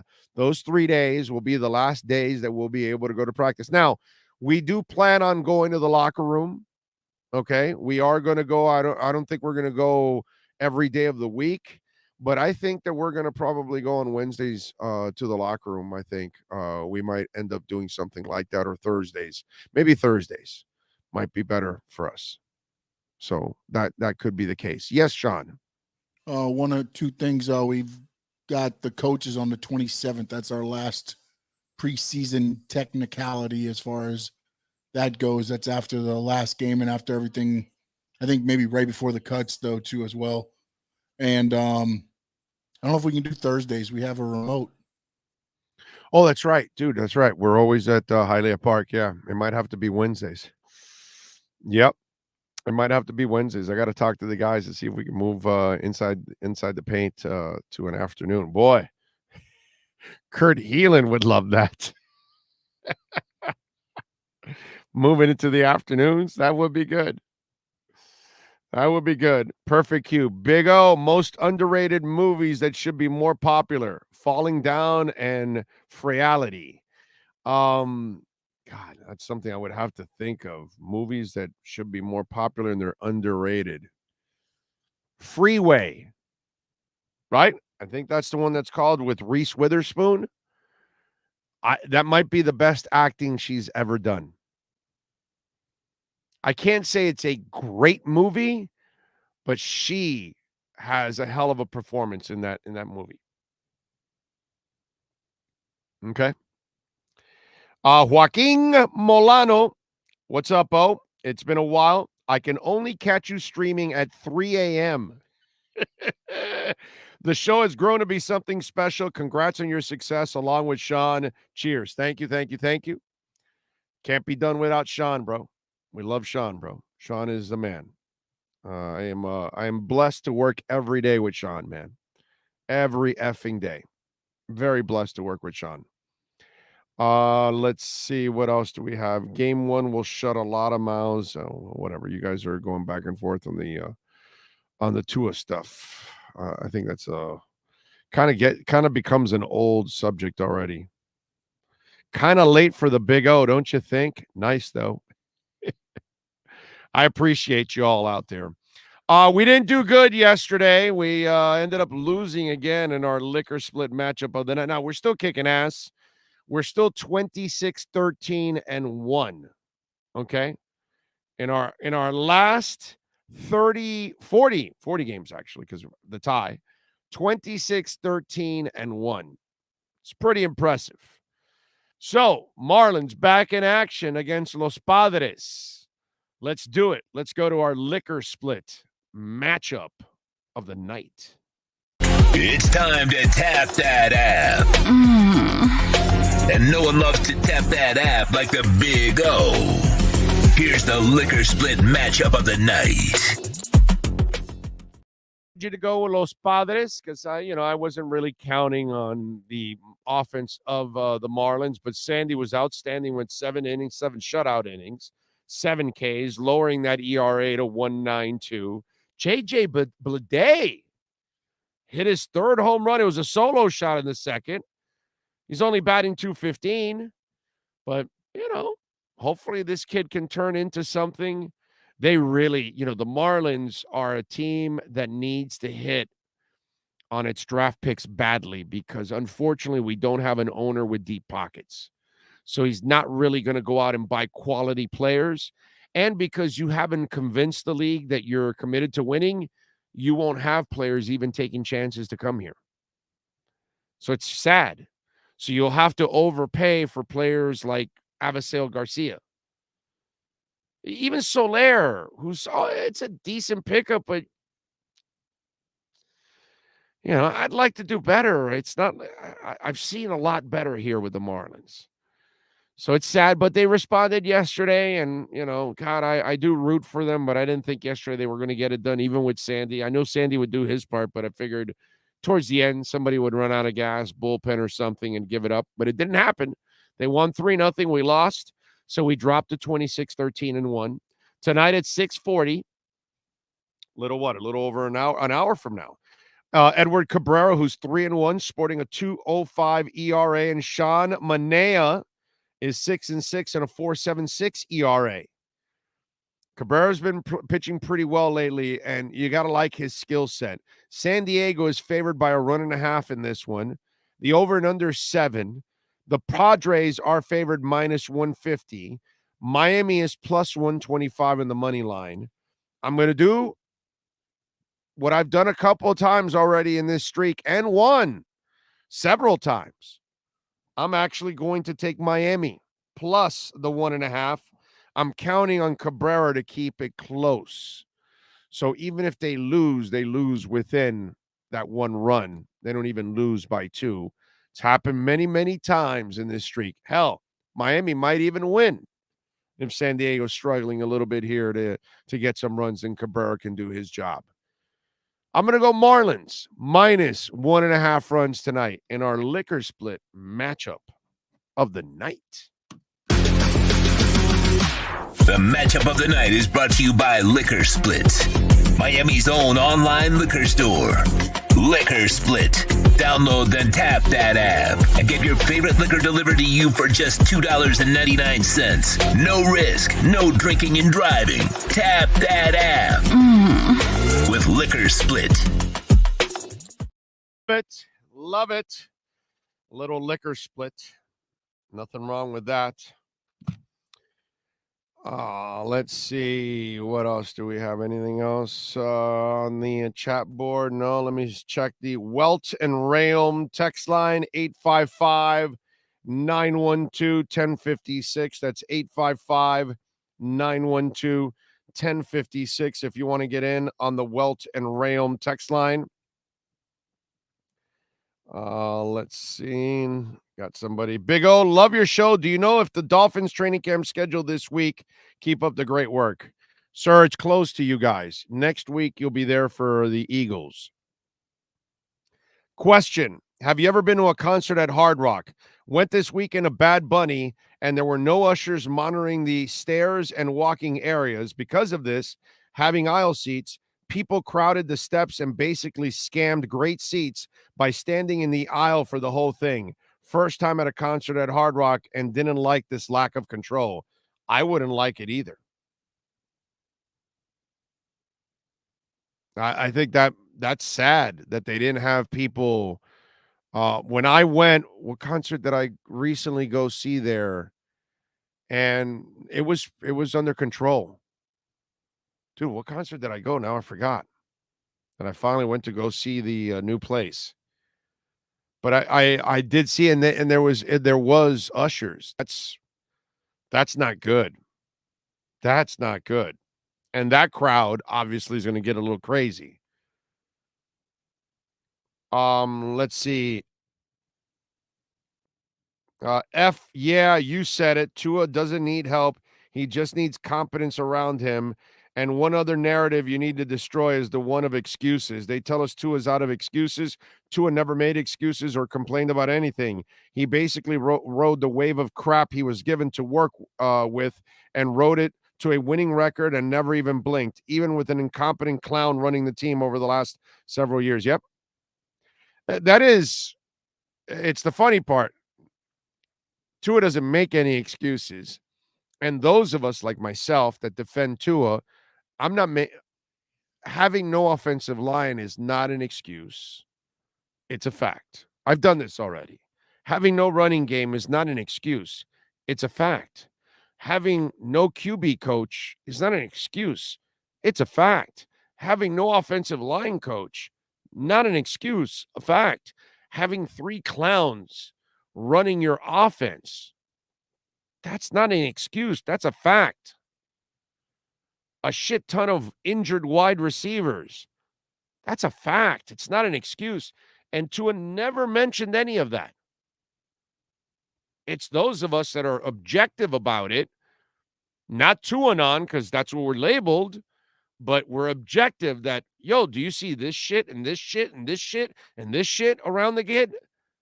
That's why when the Pro Football Network took out, well, if Mike McDaniel can make Skylar Thompson look this good, imagine what he could do with Tua. That's a bunch of BS, dude. Because when Tua was at Alabama, with competence around him, he won a national title. He looked great. Well, of course he's going to look great. He has Nick Saban as a head coach. He has a terrific offensive coordinator, offensive line coach, a running game, offensive line. He has competence around him. Holy shit. Wow. Have you ever worked at a bad business? Not Bad Bunny, but a bad business. I bet you have. I bet you've been an employee of a terrible business, that it's terribly run. Was it your fault? Or was it the people around you that created a terrible environment? Tua never makes excuses. We're the ones that point out the obvious, that if anybody calls it an excuse, it's like, dude, what's wrong with you? They're not excuses. They're facts.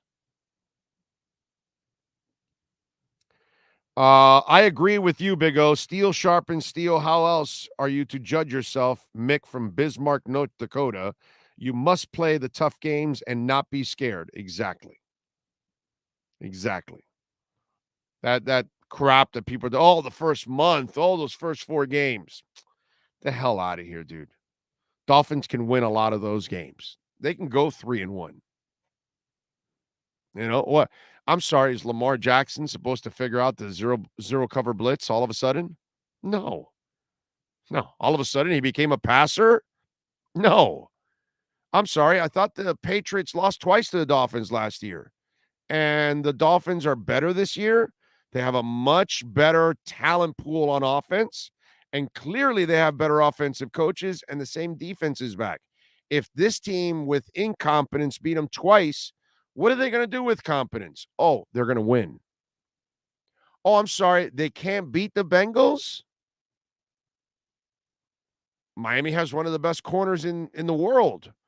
Put them up against their top receiver. And then you use the other corners to try to stop the other 2 receivers. And let's see what you can do. Why can't you beat the Bengals? I get it if you lose to the Bills, but this whole thing about, oh my God, we got to be terrified of this month. If you have good coaching, you got a shot at winning most of those games. So, and this whole thing is, how do you measure a team? What did we do at the end of last year? All we did was say, oh yeah, they pumped up their schedule because they played the crappy teams at the end. And then they lost to all the good teams early on. Well, then that's the team you have. That's how you measure them. You measure them against the good teams, not against the shitty teams.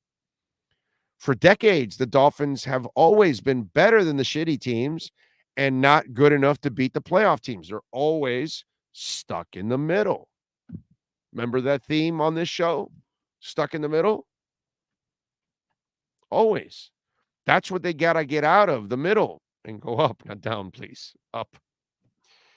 Good morning. I would like to book a table for brunch on Sunday, September 18th for 10 people. You know, that person never answered back. I wonder if they went to the restaurant that day and realized that they got shafted. I was hoping for a text back of you asshole, you jerk, but I never got that. For those of you that don't know, I got a text like that, and then I answered, and then they answered back and everything. Oh, and I said, yes, you're all set for that. And so it was like they were set for the reservation. They literally thought they were talking to the restaurant. So I really would love to see their face that day. But wait a minute, I have the text here that I made the reservation. Oh, well, that's not our number.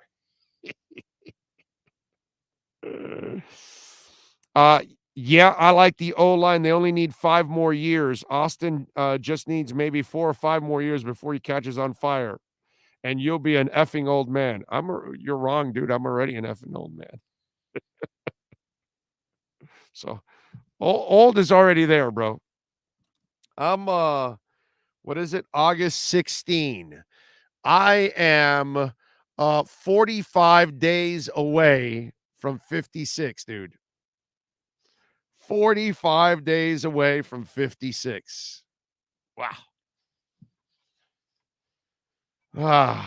Big O, did you see the brawl in New England today? No, what happened in New England? Did not. But what do you mean, like New England? Like, there was a day game in the Red Sox? Is that what you're saying? Because, you just throw it like that. I'm computing going, what the hell's going on here? So, By the way, the passports have been returned.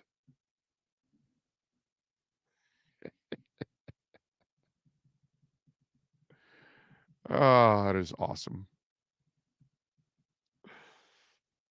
Yes. What do you got? Apparently, the Patriots and the Panthers went at it in a scuffle during joint practice. Oh, joint practices. Oh, okay. So the players went at it. Okay. Awesome. That's awesome. That's fantastic. Great. Any kind of frustrations that Bill Belichick has to go through? You're not going to get a complaint out of me. Okay? That bastard couldn't suffer enough. Are you going to show us a video? No, I was listening to it because it says it basically happened on the far side of the field, and all you see are helmets just shifting and going in opposite direction. Players were ejected, so it was quite the kerfuffle going on in New England. Okay. All right. Good. Not better than Raw last night, though. All right. Well, whatever. They want to fight. They want to put themselves at risk and get injured.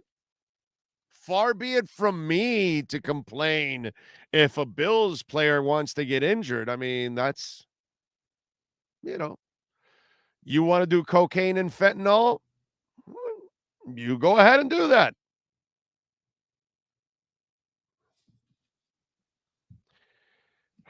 Did Baker Mayfield get dropped? I don't know. Have no idea. However, you are still responsible or civil for a discount at Denny's or high up. Oh, I'm still eligible. Is that what you were trying to put? Civil or eligible? Am I really? Do I get a? I thought it was in the 60s. You get discounts at IHOP already in the 50s? Oh, I got to know about this.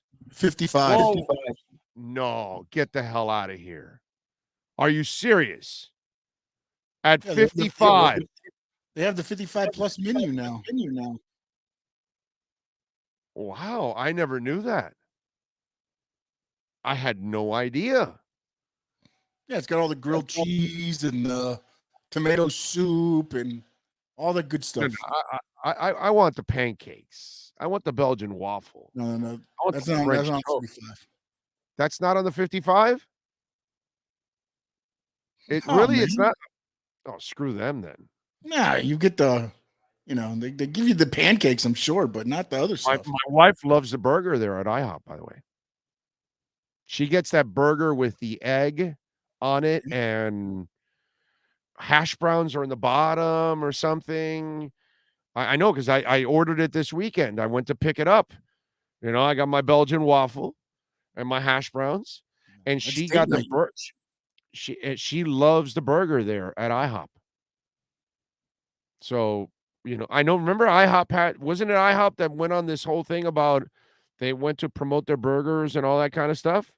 Well, my wife became a big time customer of that. She loves that burger with the egg and the hash brown in it. She gets it all the effing time.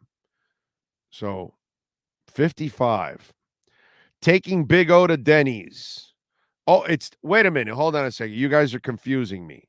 So IHOP has 55 and older. Denny's also has 55 and older. Well, because I thought this stuff started in the 60s. I believe most of the restaurants now are doing 55.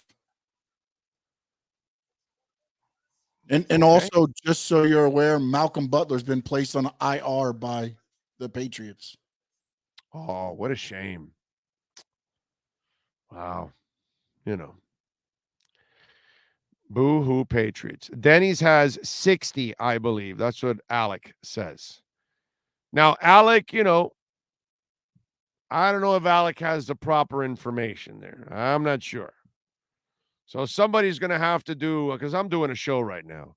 You guys are going to have to find out for me, Denny's, what is their menu over? Is it 55? All right, here we go. Denny's senior discount is available for individuals who are 55 years and above. They get 15% off on the menu, excluding the kids' menu and alcohol. Okay, I don't care about the alcohol or the kids' menu. I just want my pancakes. I just want my French toast. I just want my Belgian waffles. So Denny's does what IHOP doesn't. So IHOP won't give me my discount on my pancakes, and they're IHOP. That's not right. That's not right. That's just not right. And at IHOP, you get a 10% senior discount on my pancakes.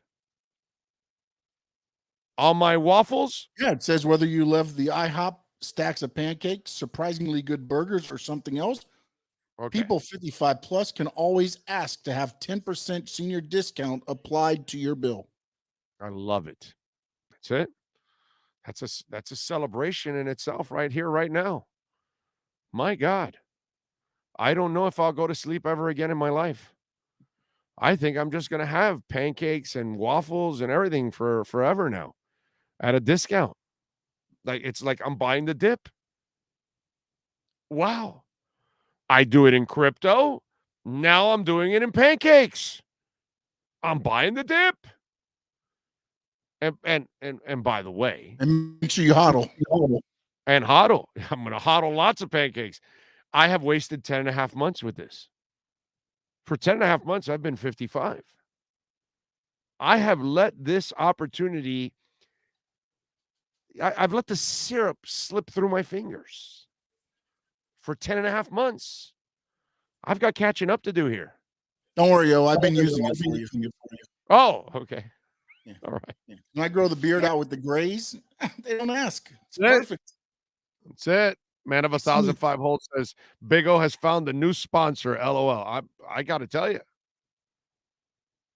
Unlimited pancakes are a sucker's bet. They'll fill you up quick. That is true. That is true. The only problem with breakfast, it's like Chinese food or sushi. I'm hungry like a half hour later, an hour later. It doesn't really fill me up. You know, it fills you up for the moment, right? And then a half hour, 45 minutes later, you're like, dude, the sushi's gone out of my system. It's the weirdest thing. Big O, who has better pancakes, Denny's or IHOP?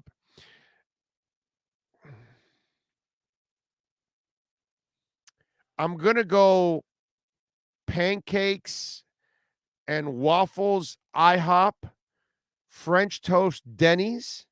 But I got to tell you, Original Pancake House, I haven't been to it in a while, but it used to be really good. I don't know. What do you got, Sean? What's your rankings? No, I was going to say whichever one has got the unlimited at that time wins. That's actually an exceptional point. Yeah. You That get my is, heart with all you can eat. Yeah. Yeah. No, I'm with you there. I'm with you there. But I like both Denny's and IHOP. And also Original Pancake House. We have one on 117th and Sunset. That's where the one that's close to my house is, that place. You know, we used to have a place. It's gone now. It went to shit after they bought it. But it was called Brooklyn Bagels. And they were just off of Kendall Drive and 140, maybe 130, no, 140th, 142nd, like 142nd, 143rd, I think it is, in that shopping center. And it was called Brooklyn Bagels. And obviously they had bagels, but they served breakfast, and their breakfast was out freaking standing, dude. Classic American diner breakfast. The kind of stuff you die for, bro. The kind of stuff that you say, okay, this is like it was like homemade feel, is how that breakfast came out all the time. Then they sold it, and as you know, it happens so much. When a new owner takes over, they don't maintain the same quality, and things start to change slowly but surely, and the product changes, and then you're like, oh, this place ain't the same anymore, and you never go back to it again. And that's what happened to me with Brooklyn Bagels. Once they sold it, it was never the same again. And unfortunately, you just like, whatever. But there are those mom and top breakfast places still anywhere in the country. We all have one that we know in our neighborhoods somewhere. I don't have one right now, actually. In West Kendall, I don't know if there's a neighborhood place that has like a super kick-ass breakfast. I don't know of one right now. I lost mine in Brooklyn Bagels. When we lost that, I don't have another one. It's a shame too, man. That place was so, put it this way. You know, when places kick ass, they closed in the afternoon. They weren't open in the by the evening. 6 o'clock rolled around, they were closed. They would close like around 4. That's when you know a place kicks ass, because they just served breakfast and lunch, and they were loaded all the time, and they were fantastic. Just classic American diner. You went there to go have some meatloaf. You went there to go have a burger. It was going to be delicious. They were going to do their food right. You know what I mean? I love those American diners. Those are some of my favorite places to eat in the world. So those are the places that they actually like give a shit about what they're doing. You know, they take some, and they actually like use good ingredients and everything. You can tell, you can taste it. So good, Brooklyn Bagels. Miss you guys. I miss you guys out there, Brooklyn Bagels. Big, are you a fan of breakfast anytime? Hell, I'm fat, dude. Of course.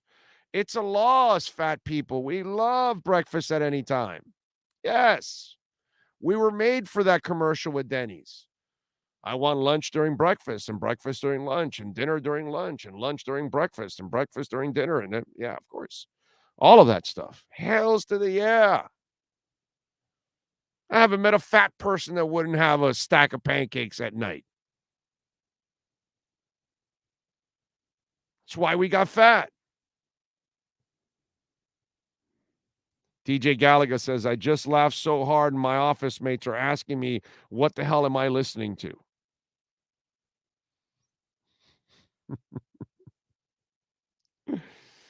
The Apple Bay pancakes at the original Pancake House are the bomb.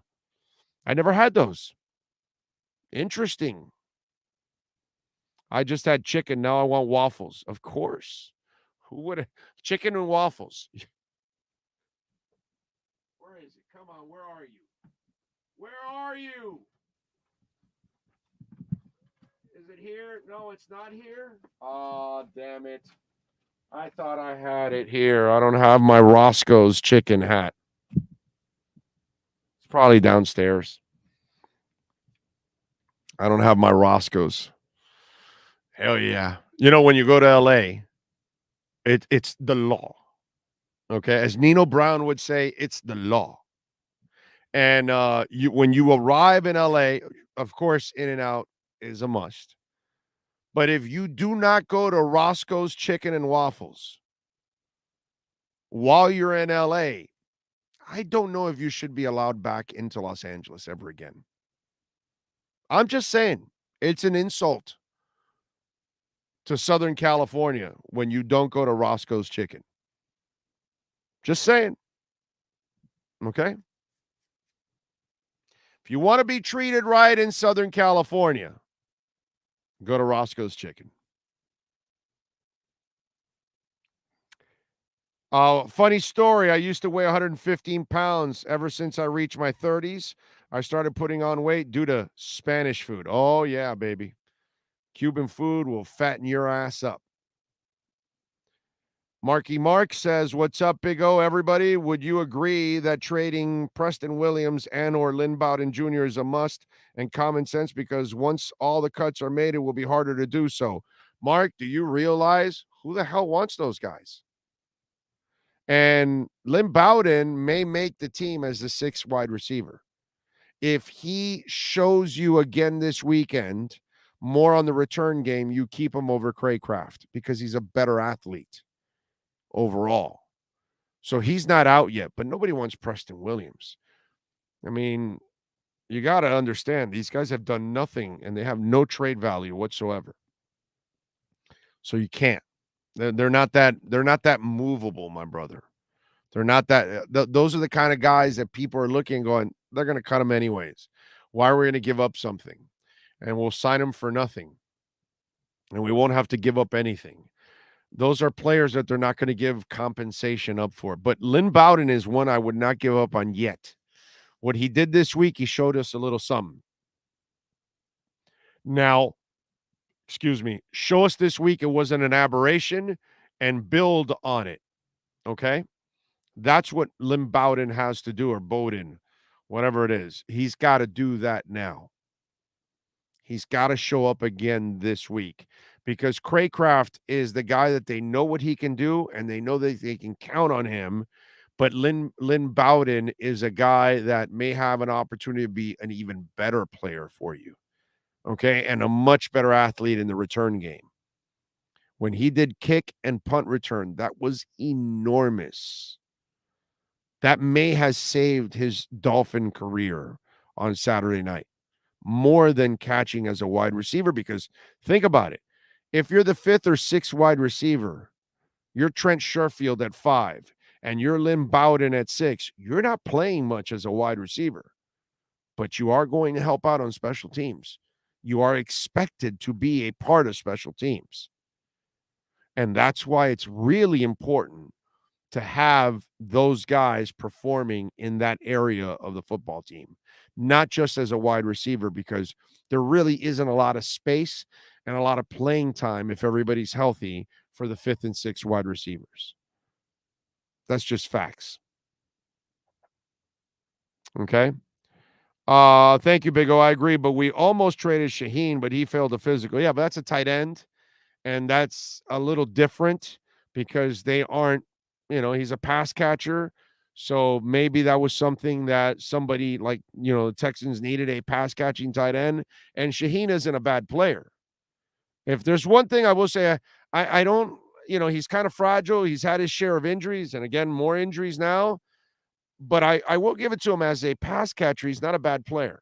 So I can see why they would want him. And it was a late round pick anyway, so it's not the end of the world.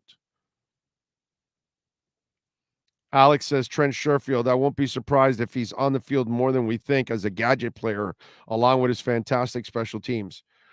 You could be right, but 5 deep is tough to go. You know what I'm saying? Now, you know what, Alex? I did not think about this. Here's where you make sense, sir. Because Ezukama is a rookie, and maybe he's really 5 and Trent is 4. Trent's experienced. He's had a great camp. He played really well today. Today he was shining all over the place, man. And so you might be right, Alex. He's really not 5. He's probably 4. Ezukama's 5. That's how we really should label it. Because Ezukama's the rookie. So it's hard to put him in that position. So I would go in that direction. Okay. But you have a point. You have a point. As the 4, he might end up playing more than what we thought. All right. What else do we have? Anything else that I wanted to mention here overall? No, I think we got through everything with Jalen, with Tua struggling. The defense played really well today. Iggy's interception. We kind of went over everything. You guys can rewind and listen to some of that stuff.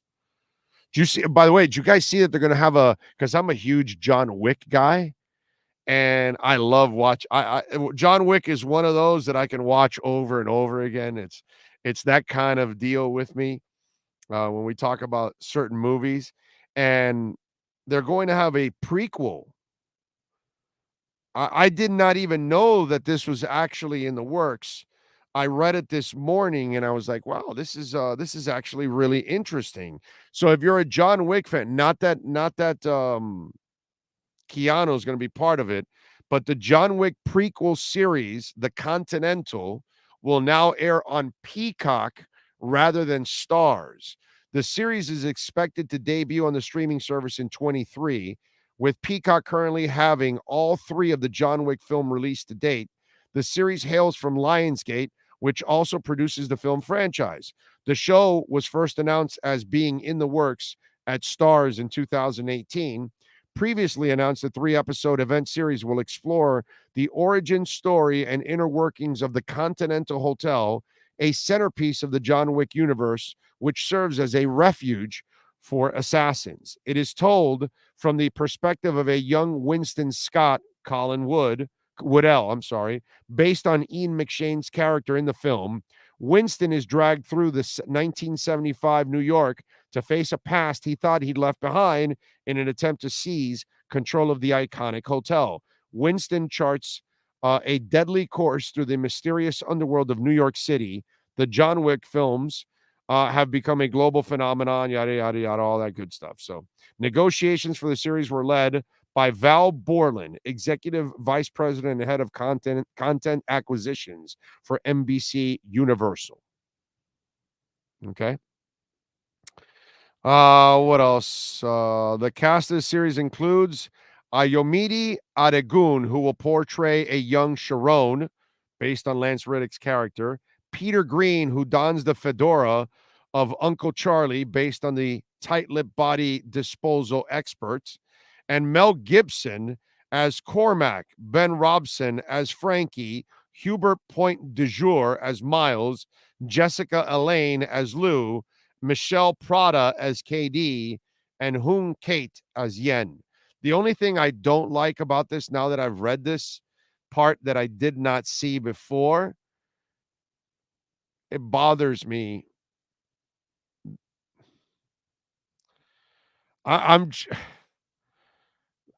This anti-Semite is just, Mel Gibson kind of disgusts me. So I've kind of blocked Mel Gibson out of my life.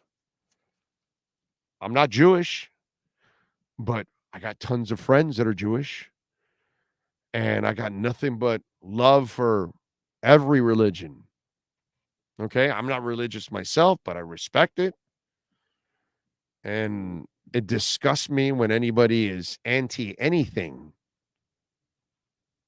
And that's the part that it happened to me with Roger Waters. I have a hard time compartmentalizing it. You know what I mean? People with hate like that, I don't care how talented you are, dude. I have a hard time supporting you. You know what I'm saying? And Mel Gibson's that guy. I saw it, I didn't scroll down enough to see the credits. I just saw the beginning of the story, and it was moving to Peacock and all that kind of stuff. And then as I was talking to you, I said, let me read the credits to see who's in it. And I did not realize that Mel Gibson is in it, which kind of sucks. So I don't want to support that piece of crap. But, oh, well. Any of you do that? Is that something in your, or you can separate it and say somebody's hateful like that, you'll support them anyway? That one's hard for me, man. That one's hard. Big O, are you a Grease on a Look Who's Talking fan? Huh? Grease on who's Look Who's Talking fan? Or Look Who's Talking? Are you talking about like the movie Look Who's Talking?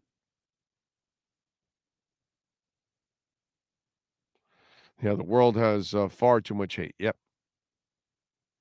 Yep. And way too much has been injected the last few years.